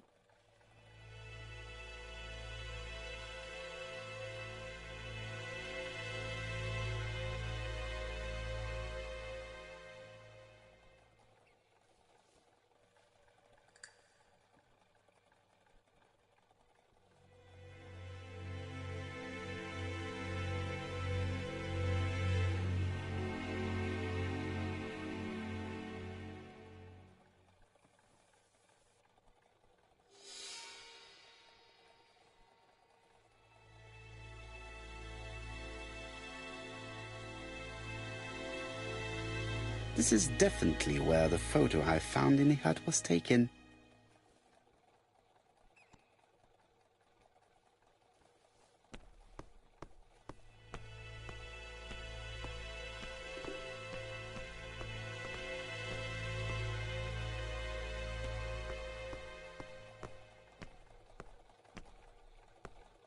Hastings appears to be ill at ease. He appeared to be relatively indifferent to Mrs. Asher's murder, but a young woman's murder seems to be troubling him greatly.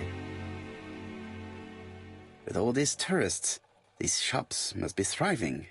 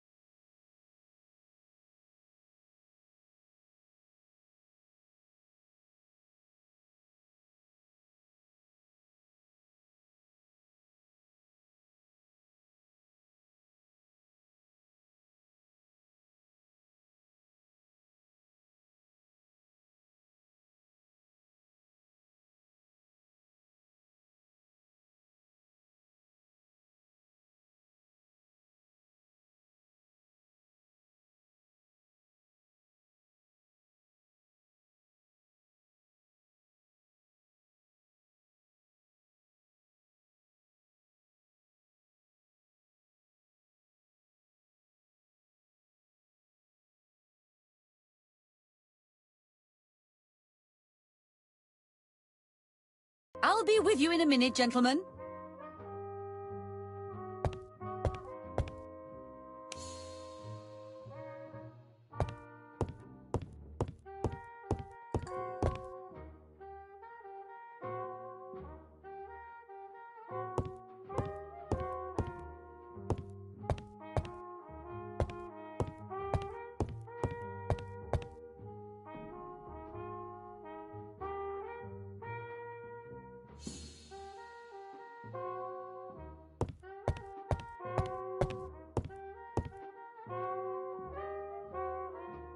Something tells me that she's the owner of the ginger cat.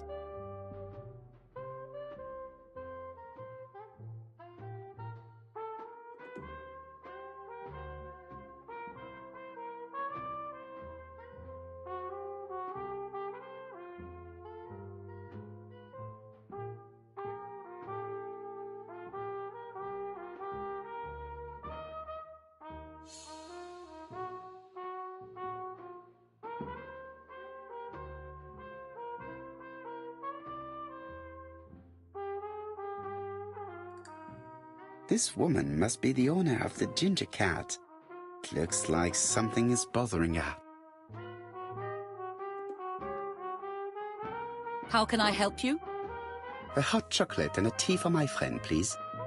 I'll bring it straight away.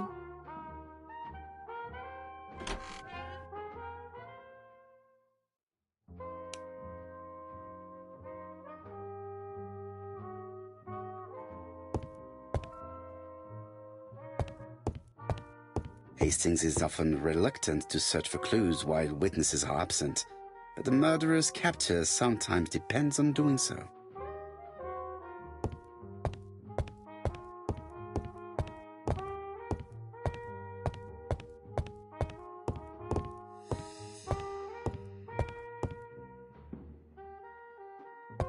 This is a well-laid table. Nothing is out of place and, above all, no creases.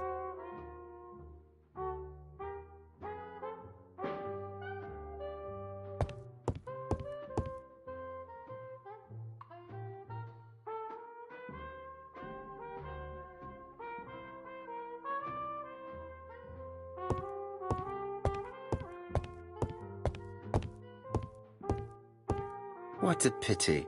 I don't have any change to make it work.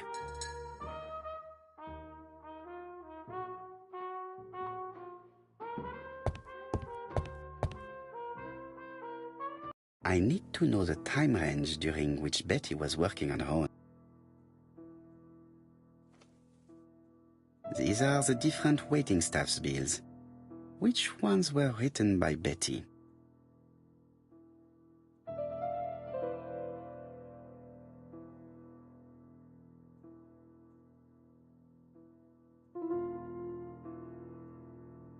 I should consult the register first.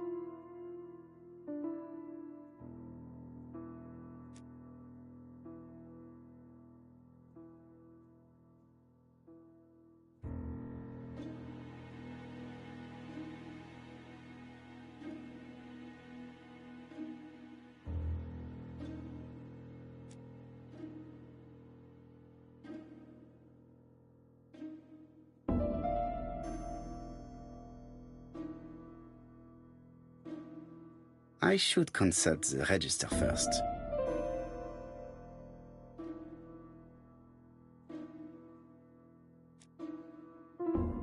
Where is Betty? Betty worked from 11 a.m. to 7:30 p.m. Would she have been alone at any time during her service? Betty worked from 11 a.m. to 7:30 p.m. Would she have been alone at any time during her service?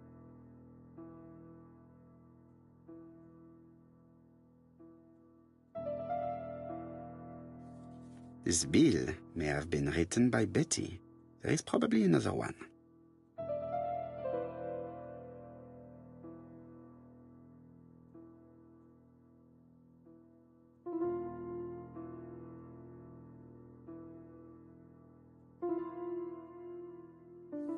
Most probably a family. No, something's not right. Betty was alone at just one of these 2 times.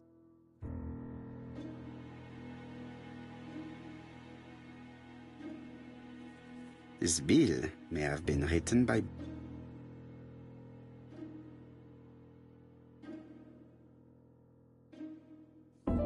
Betty wasn't serving on her own at these 2 times. Let's keep searching.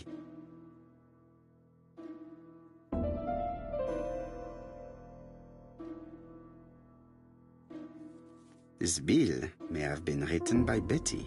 There is probably another one.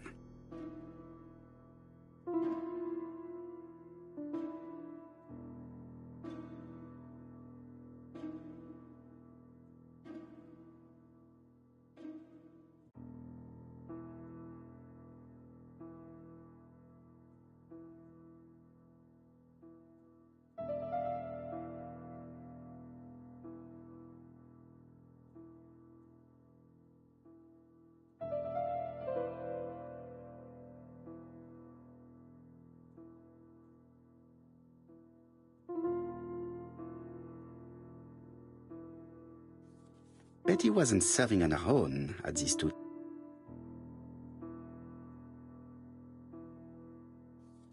This bill may have been written by Betty. There is probably another one.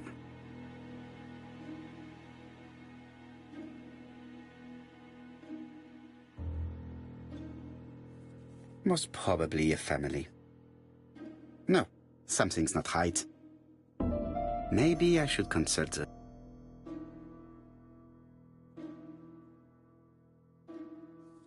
This bill may have been written by Betty.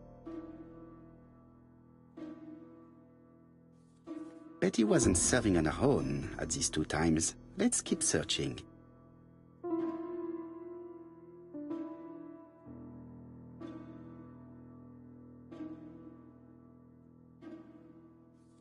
This bill may have been written by Betty. There is probably another one.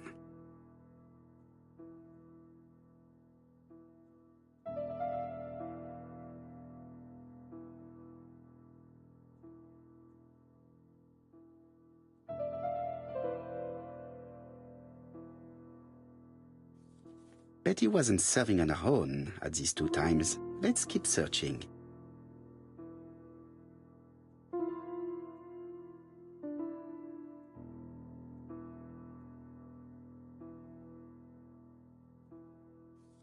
Most probably a family. This bill may have been written by Betty. There is probably another one.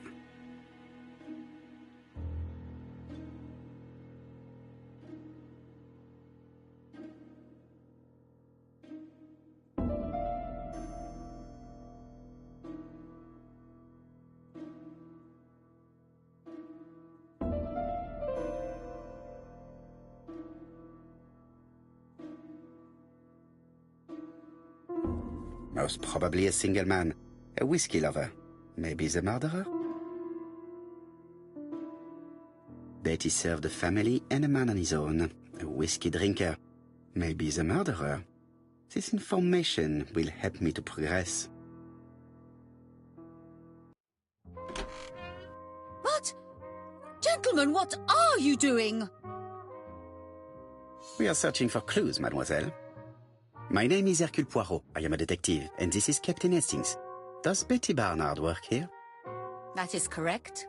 She should have been here a while ago. Punctuality is the first rule of politeness. I fear that Miss Barnard will not be coming today. She has just been found, dead, on the beach a few hundred meters from the cafe. How awful. Poor young thing. What happened? She appears to have been murdered. This is most distressing. How this will affect my business, I shudder to think.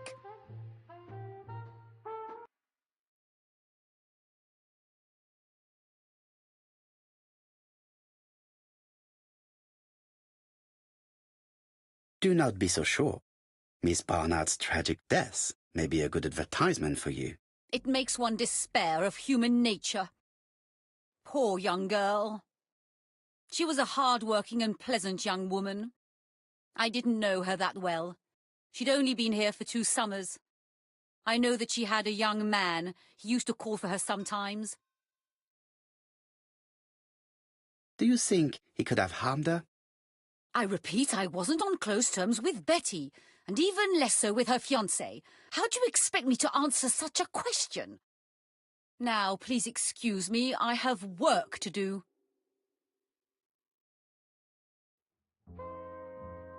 The customer who ordered the whiskey might provide us more information. He may have been the last one to see Betty alive. It is an interesting idea, Hastings. Maybe he is a regular guest. What do you think, mademoiselle? I don't think so. Our regular guests tend to order tea and cakes. At this time of the year, there are a lot of tourists about you never see again. That's what I thought. Time to visit Betty's home.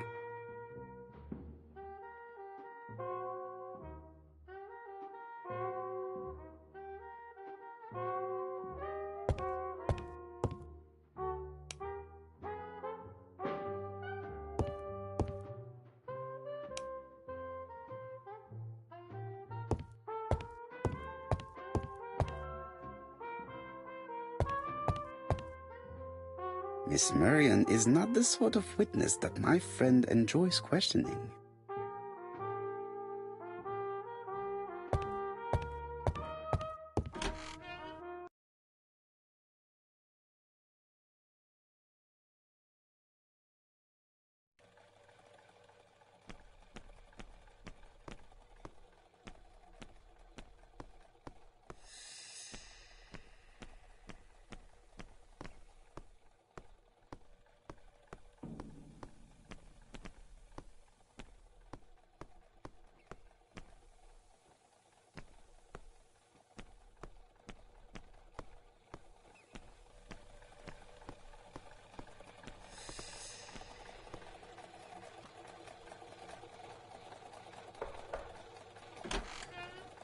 How do you do, mademoiselle? My name is Hercule Poirot.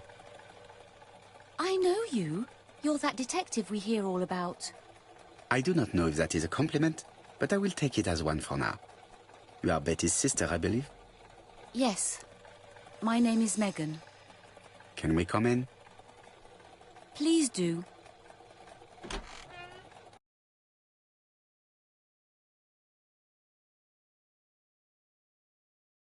My parents are at the police station. I doubt they'll be up to speaking to you later. Do not worry, we will not bother them. Did you know your sister's plans for yesterday evening? No. I arrived by train this morning. My parents called me in a panic when they discovered that Betty had disappeared. She went out last night, but she didn't tell them where she was going. What was your last conversation about? Her new dress. She wanted a pair of black stockings to go with it. Mother brought her a pair. The very day it happened. She was crying. And to think that Betty never even wore them. Poor Mummy.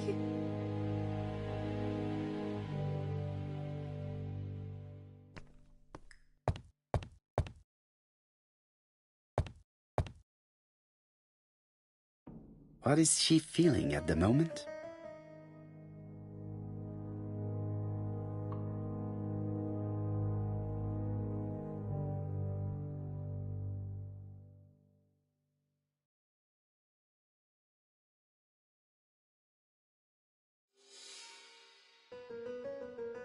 Betty's older sister is not just sad, she is angry.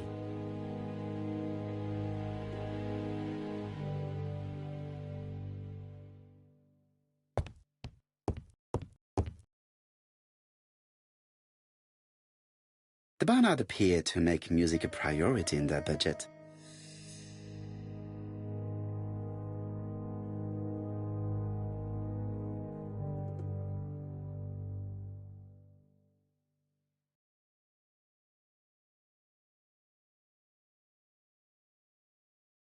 Their home is modest, but the Barnards are definitely music lovers.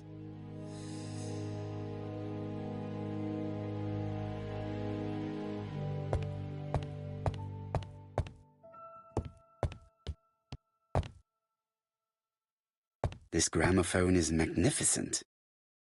It is a one-off, without a doubt. Family photos and files.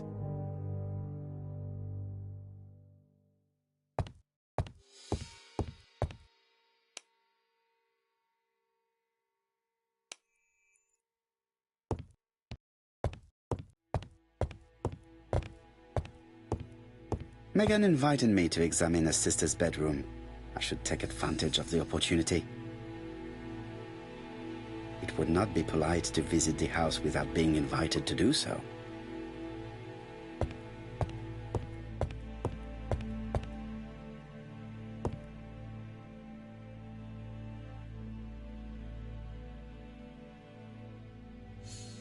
Your sister had a fiancé, I believe? Yes, he's called Donald Fraser. A very nice man.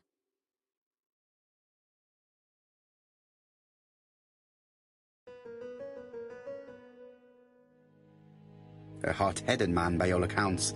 You are quite wrong, Detective. Don is serious and reliable, and has a good position at Court and Brunskill estate agents. He would have made Betty a very good husband.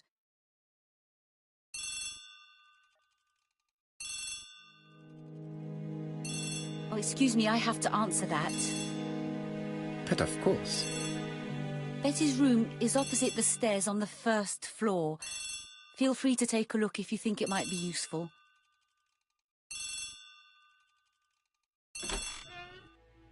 This young woman is far too clever not to have anything else for us. Do you think she's hiding something? That is what I'm trying to find out. Surely you don't think she did it? I did not say anything of the sort. But young women always ruin your judgment, Hastings. Who knows, maybe Megan was jealous of her attractive young sister. I see. She may have had her sights on the inheritance. Or maybe she was in love with Donald Fraser. We have to study all scenarios, even the most unlikely. But I doubt that Mr. and Mrs. Barnard are rich enough to justify murder. While I try and get Miss Barnard to talk, I would like you to try and find Donald Fraser. It should be easy to find the estate agents where he works. Bring him to the Ginger Cat. I would like to talk with him before the Chief Inspector finds him.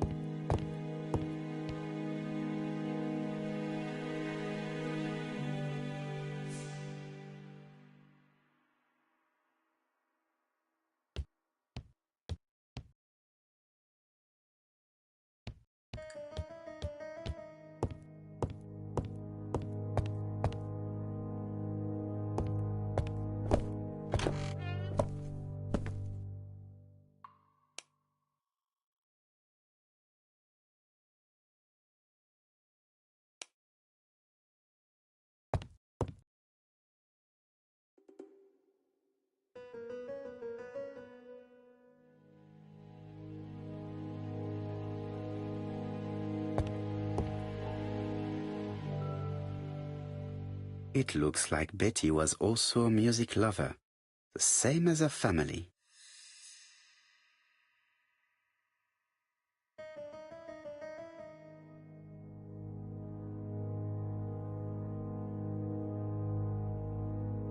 Without a doubt, Betty used to sing.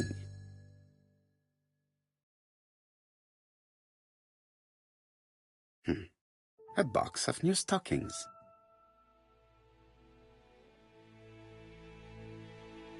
It looks like Betty has a very busy life.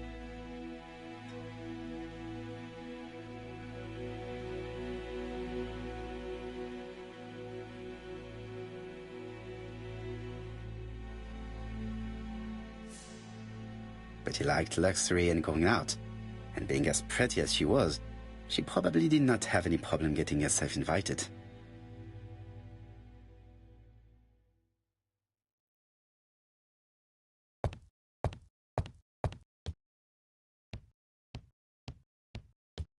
Looking at all the clothes she took out, Betty must have had a problem deciding what to wear. Maybe she had a date?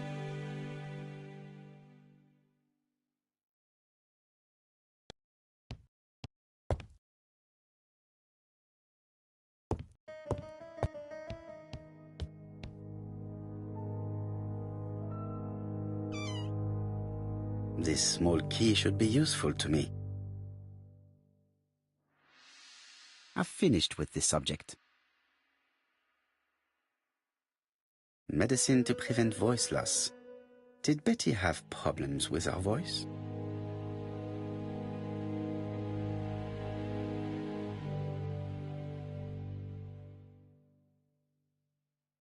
A record sleeve with a handwritten title.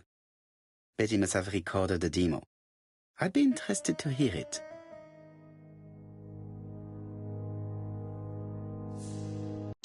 Something on this clock bothers me.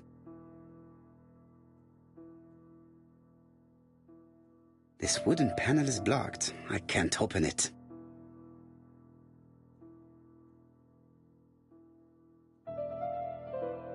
What a strange mechanism. I don't think it serves to turn the hands.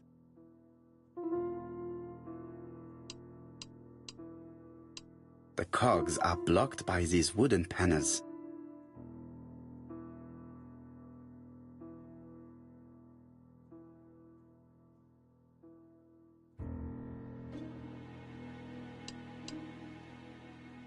The cogs are blocked.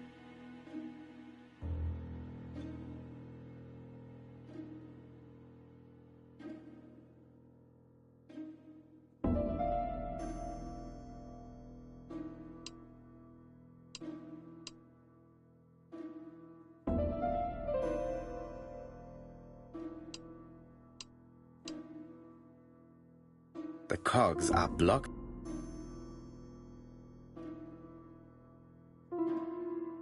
The cogs are blocked by these.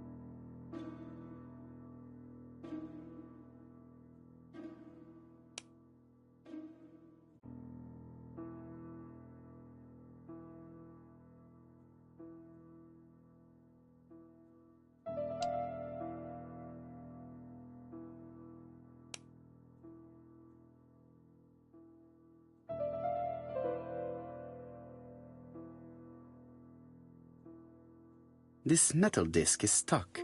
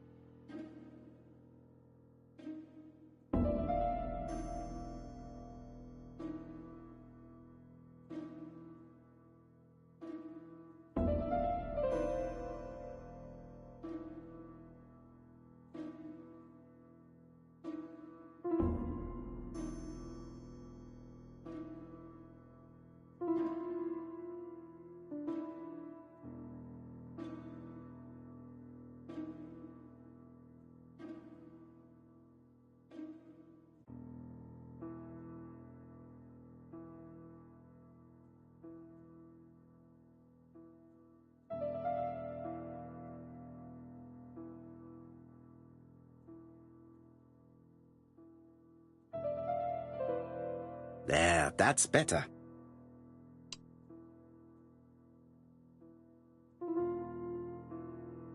This metal disc is stuck.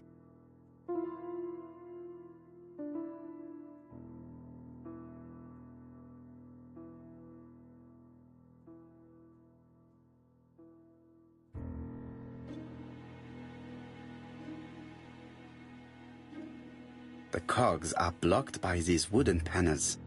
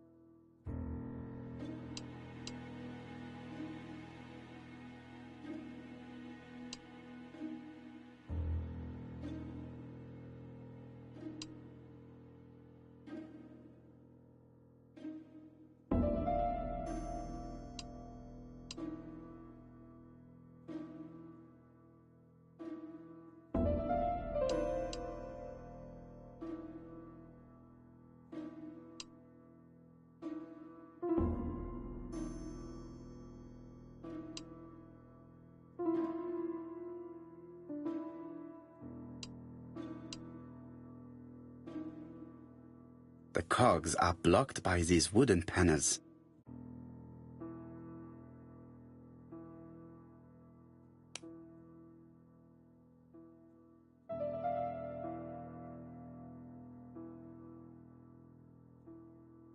Strange. A sheet of paper is blocked in the clock.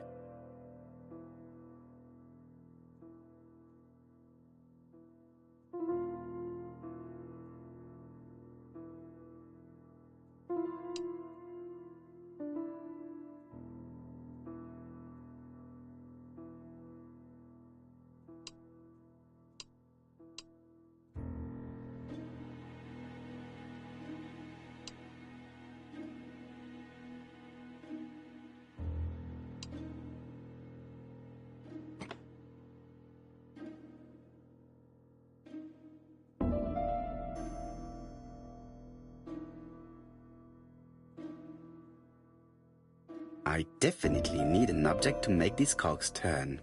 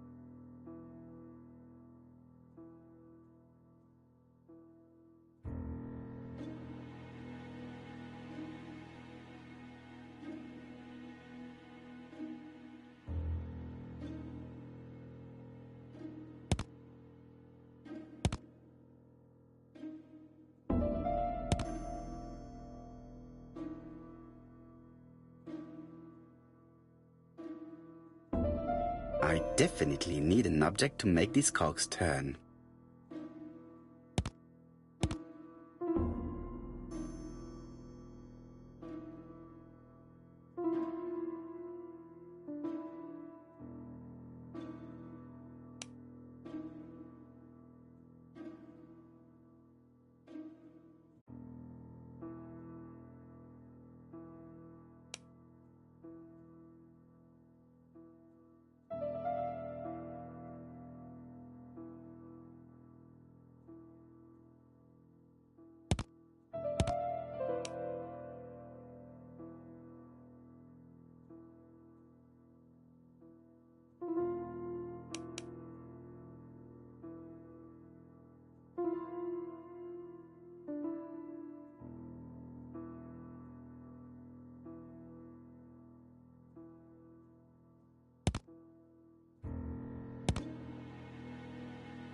I definitely need an object to make this call.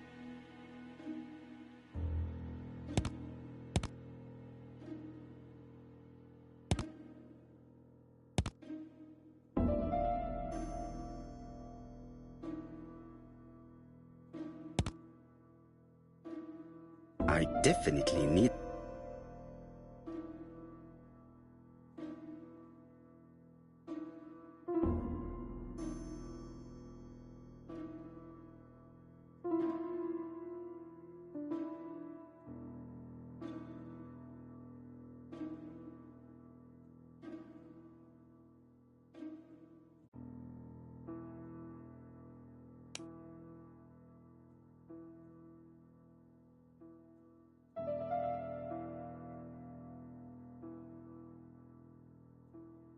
This metal disc is stuck.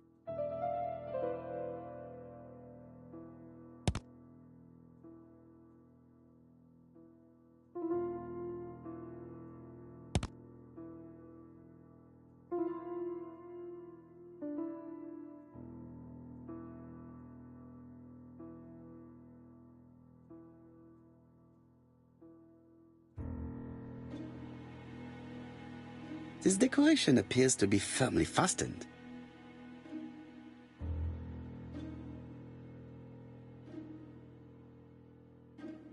Strange. A sheet of paper is... This decoration appears to be firmly fastened. This decoration appears to be firm...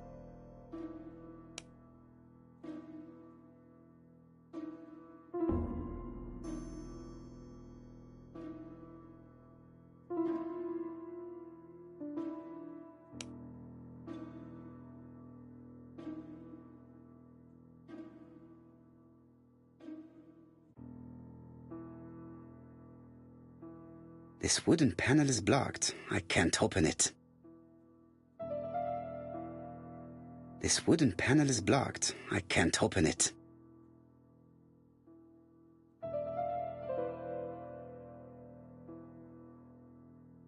This wooden panel is blocked. I can't open it.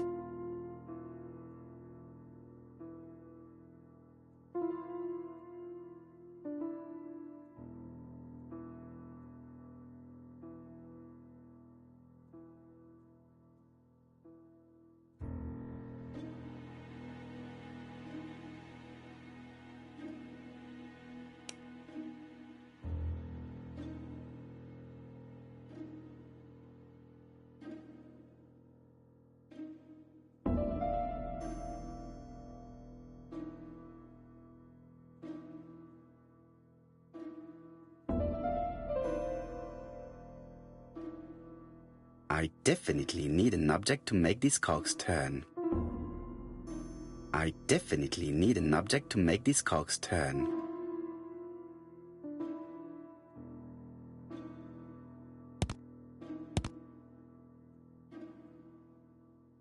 I definitely need an object to make these cogs turn.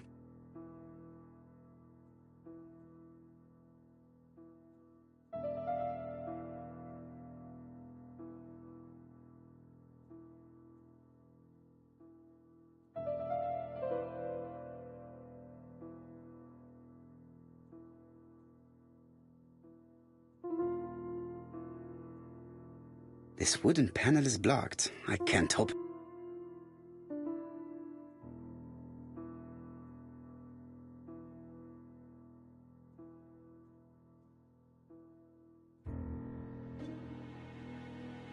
I definitely need an object to make these cogs turn.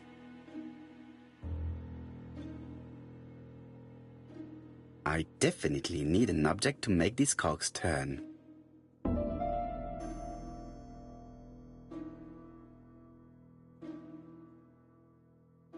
I definitely need an object.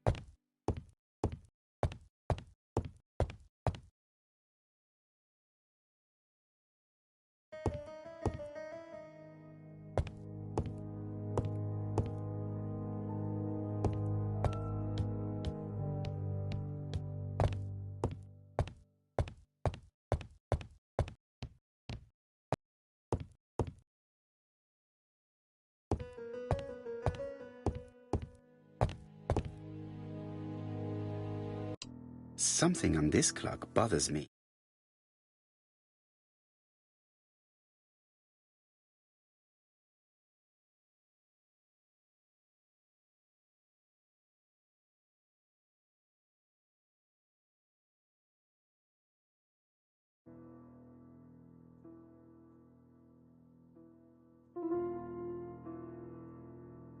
This decoration appears to be firmly fastened.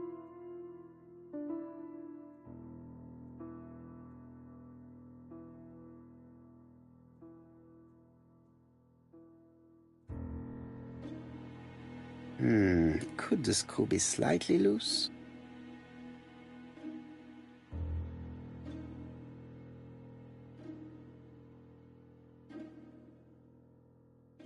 Could the screw be slightly...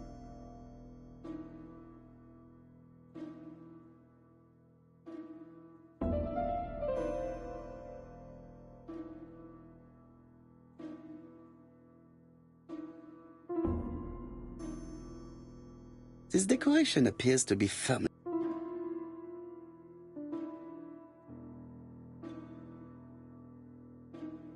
This decoration appears to...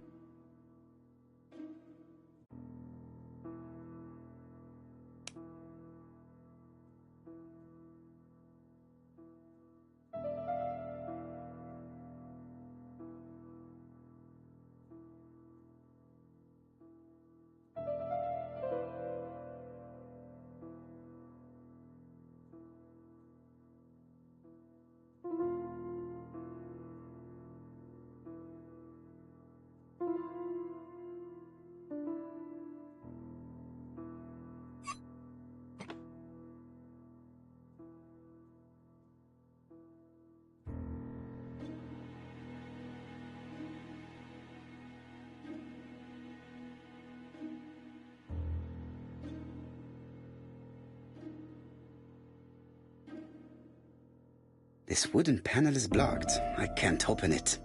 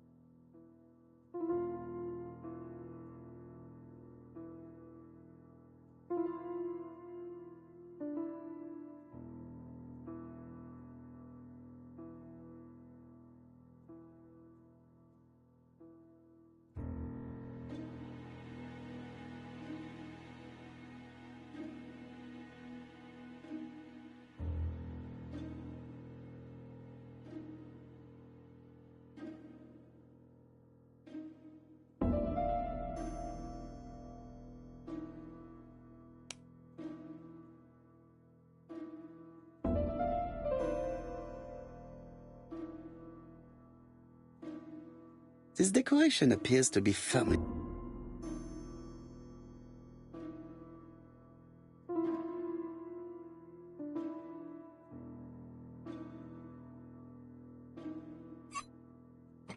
Good.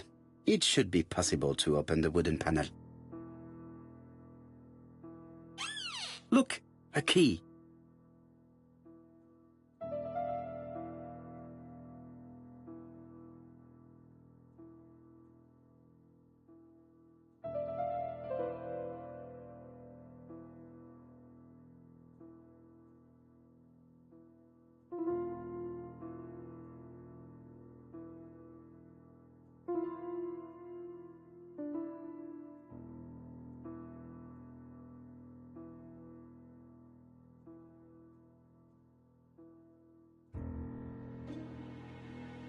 This metal disc is stuck.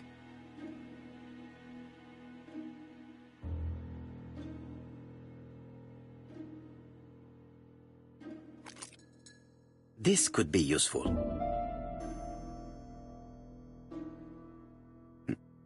What's this? What's this?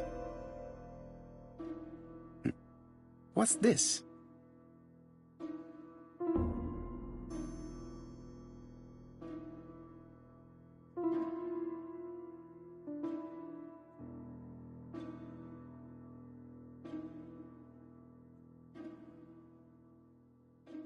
What a strange mechanism. I don't think it serves to turn hands.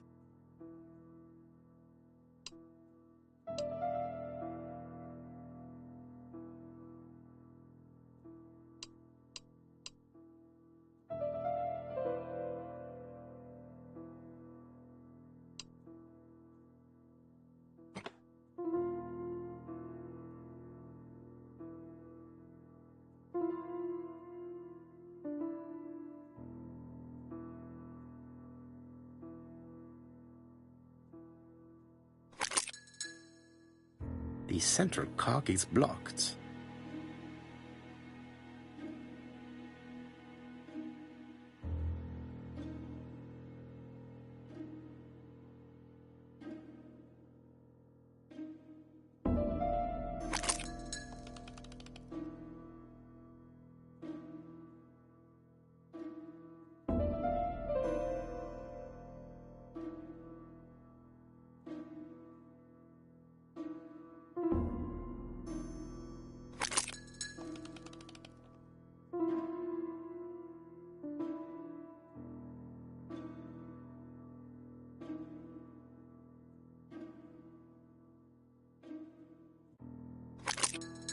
Ah, something clicked on the front of the clock.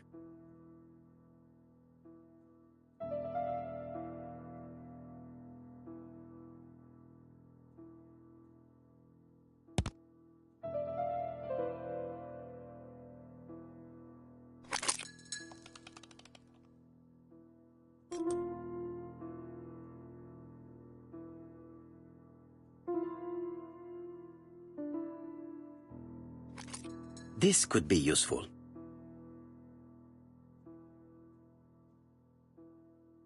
Betty, I enjoyed a wonderful evening in your company, and I hope that we will see each other again very soon.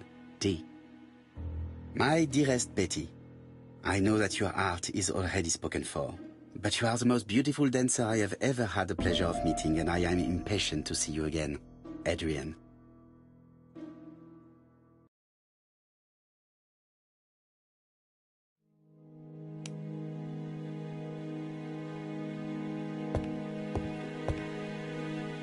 A record sleeve with an handwritten title. Betty must have recorded the demo. I'd be interested to hear it.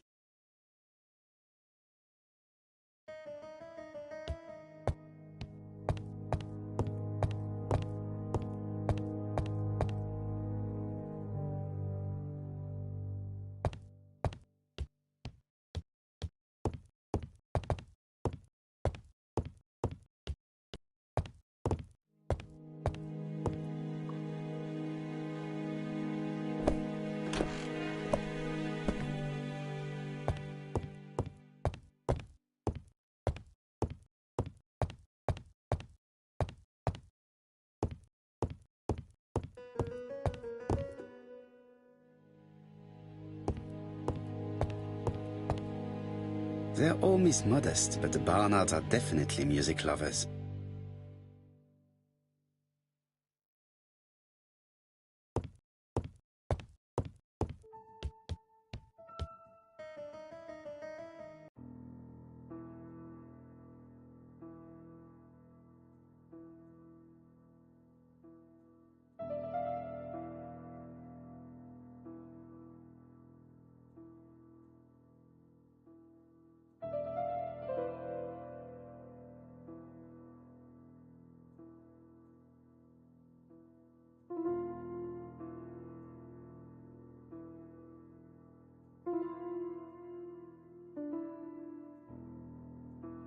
Let us see.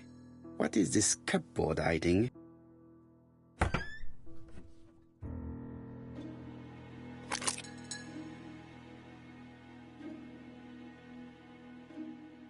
This looks like solfège.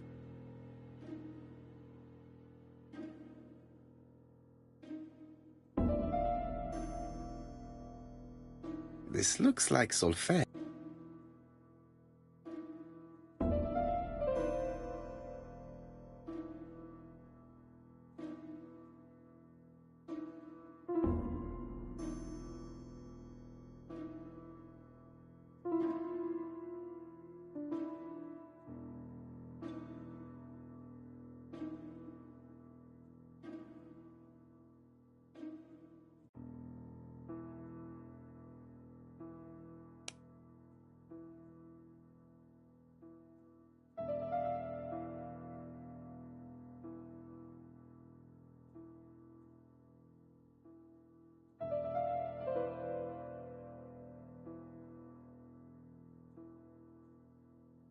That doesn't work. I must have forgotten a step.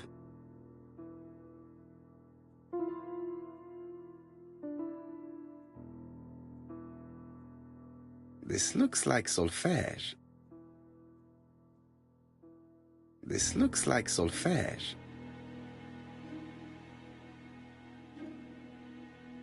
This looks like solfège.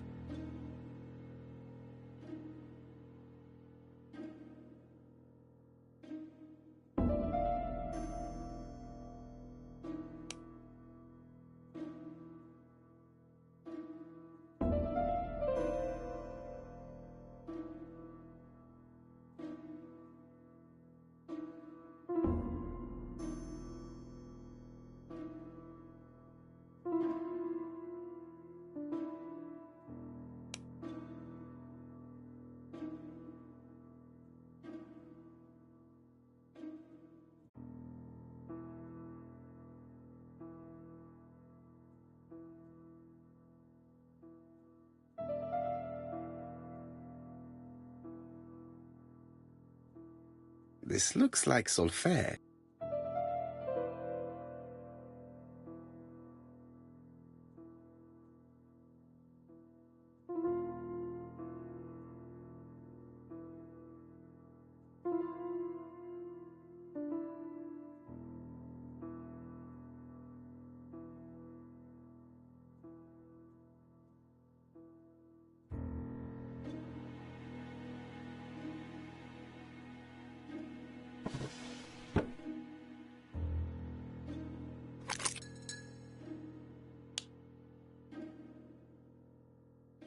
There is bound to be a clue somewhere.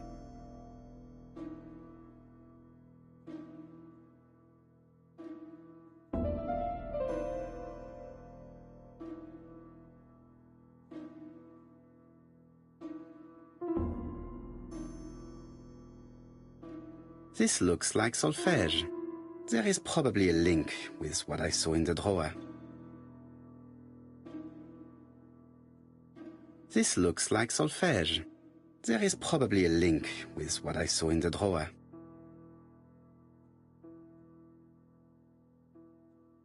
This looks like solfège. There is probably a link with what I saw in the drawer. This looks like solfège. There is probably a link with what I saw in the drawer.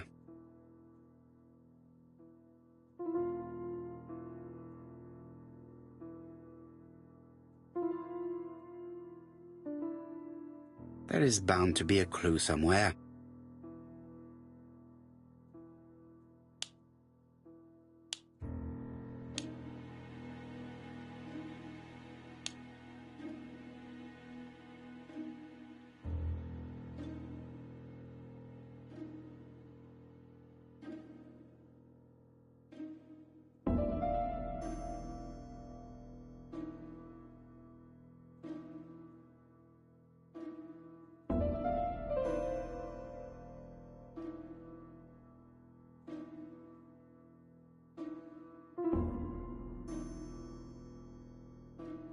There is bound to be a clue somewhere.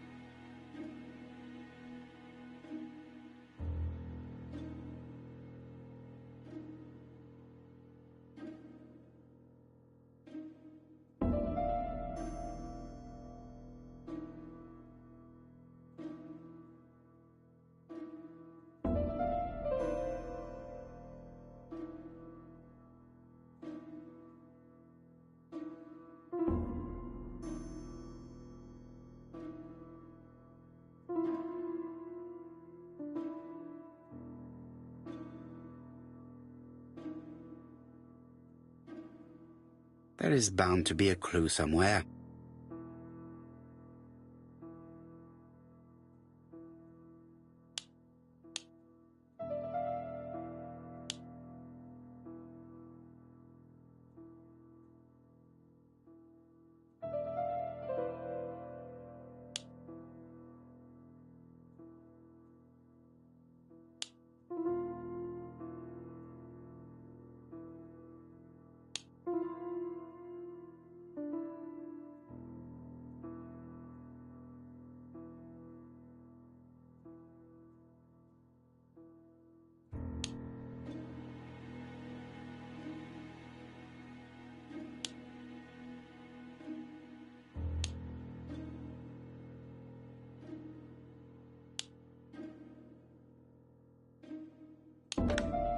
I heard the sound of a mechanism being triggered.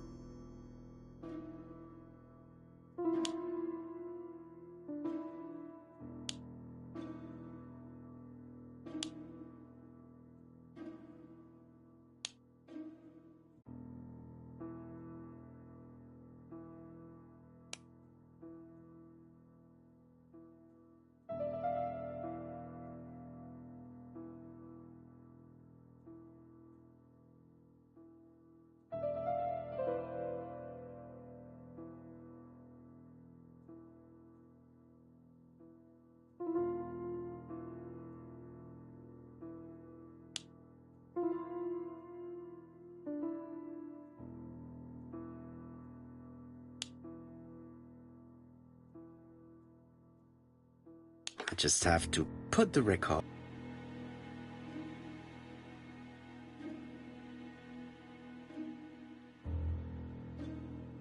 That doesn't work.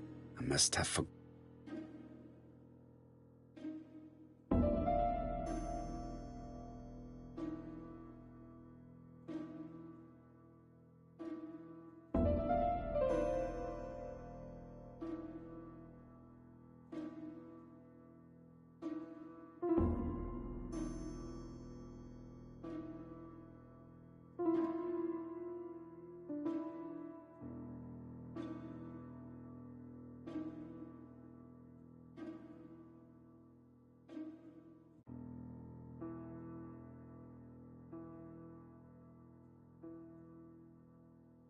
That doesn't work. I must have forgotten a step.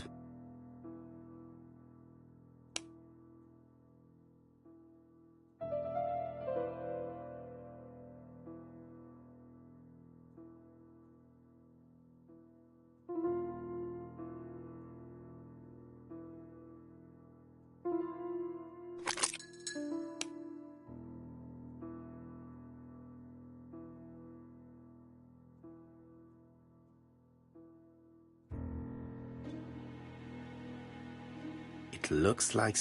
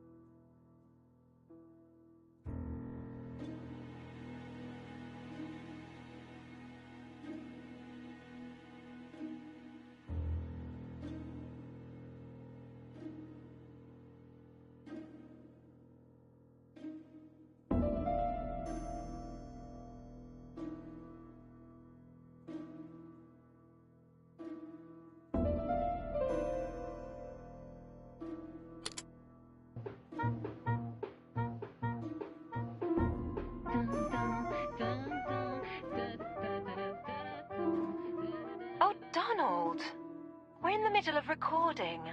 Sorry, Betty, but it's not wise. The doctor said you should rest your voice. You're such a killjoy sometimes.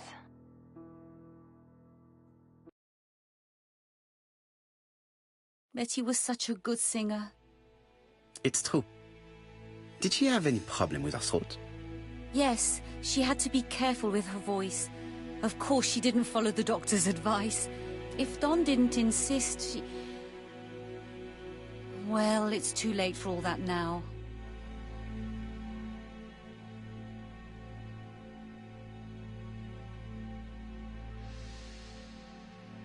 I've finished with this subject.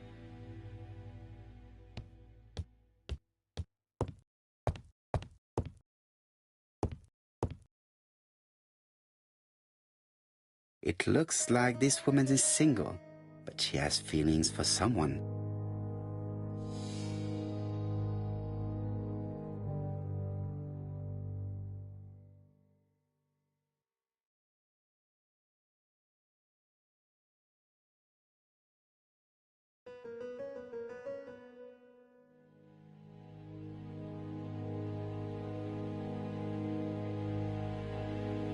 She is looking so intensely at this photo. But is it really a sister that she's studying in this manner?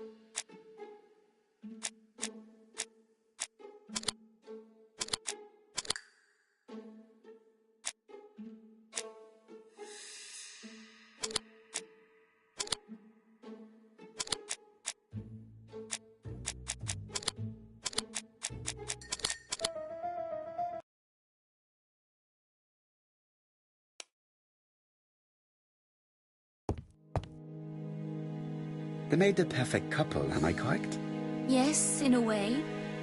She was pretty and he... Well? He's a bright man, with a promising career ahead of him. He would have made Betty a good husband. He was always attentive and generous. Oh, a true gentleman. I hear a note of envy in your voice. You must have heard wrong.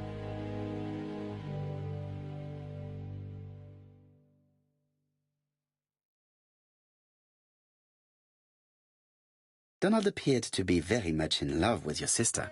Yes, he was mad about her. Mad, you say? Being madly in love can often be destructive, and Mr. Fraser was known for being jealous, I believe.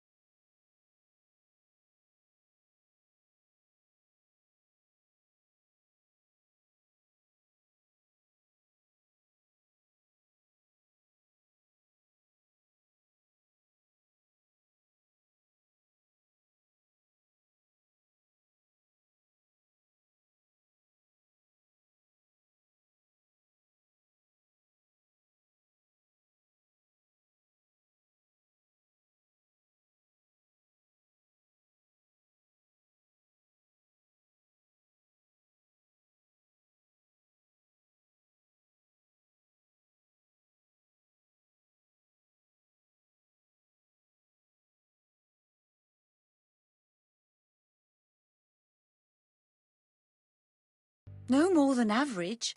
Men are always slightly possessive, especially when they are with a pretty woman.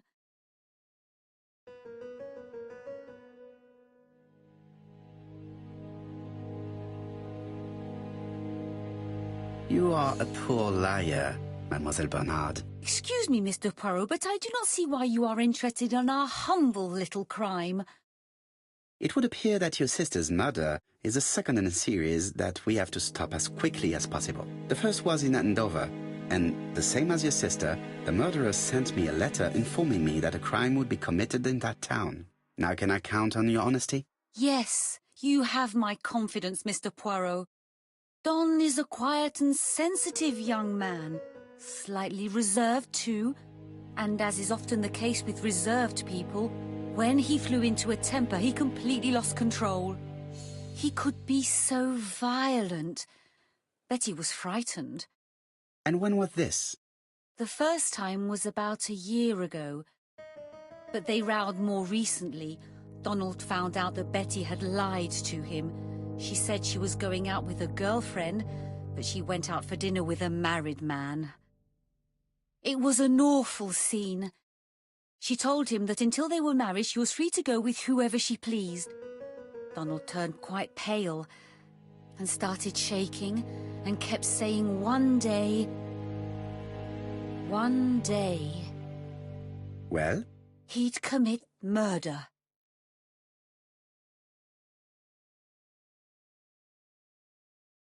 So you were afraid that he would become our main suspect. I know that Fraser was jealous, but I wonder why you feel the need to protect him. Exactly. Had you not told me about the case, I would never have dared to tell you about this little matter. Don loved Betty with all his heart. I can't imagine for one instant that he would hurt her. Very good, Mademoiselle Bernard. Thank you for your help.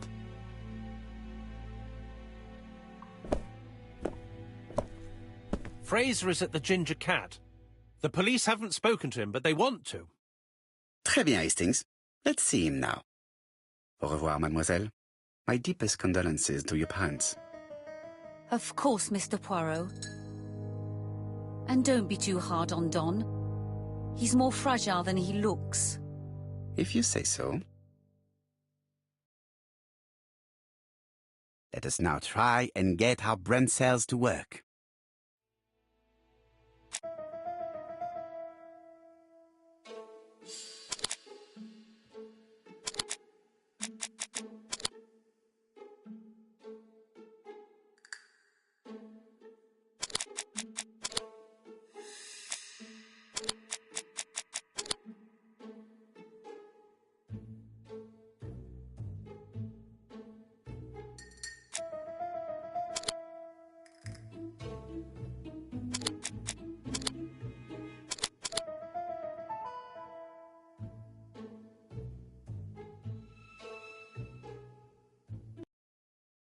Let us now try and get our brain cells to work.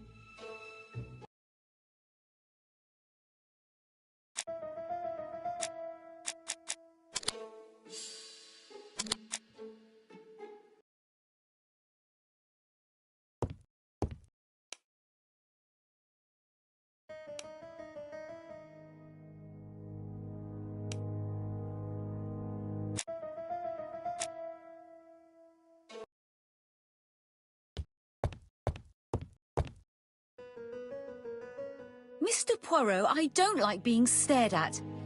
If you have something to say, would you please say it to me?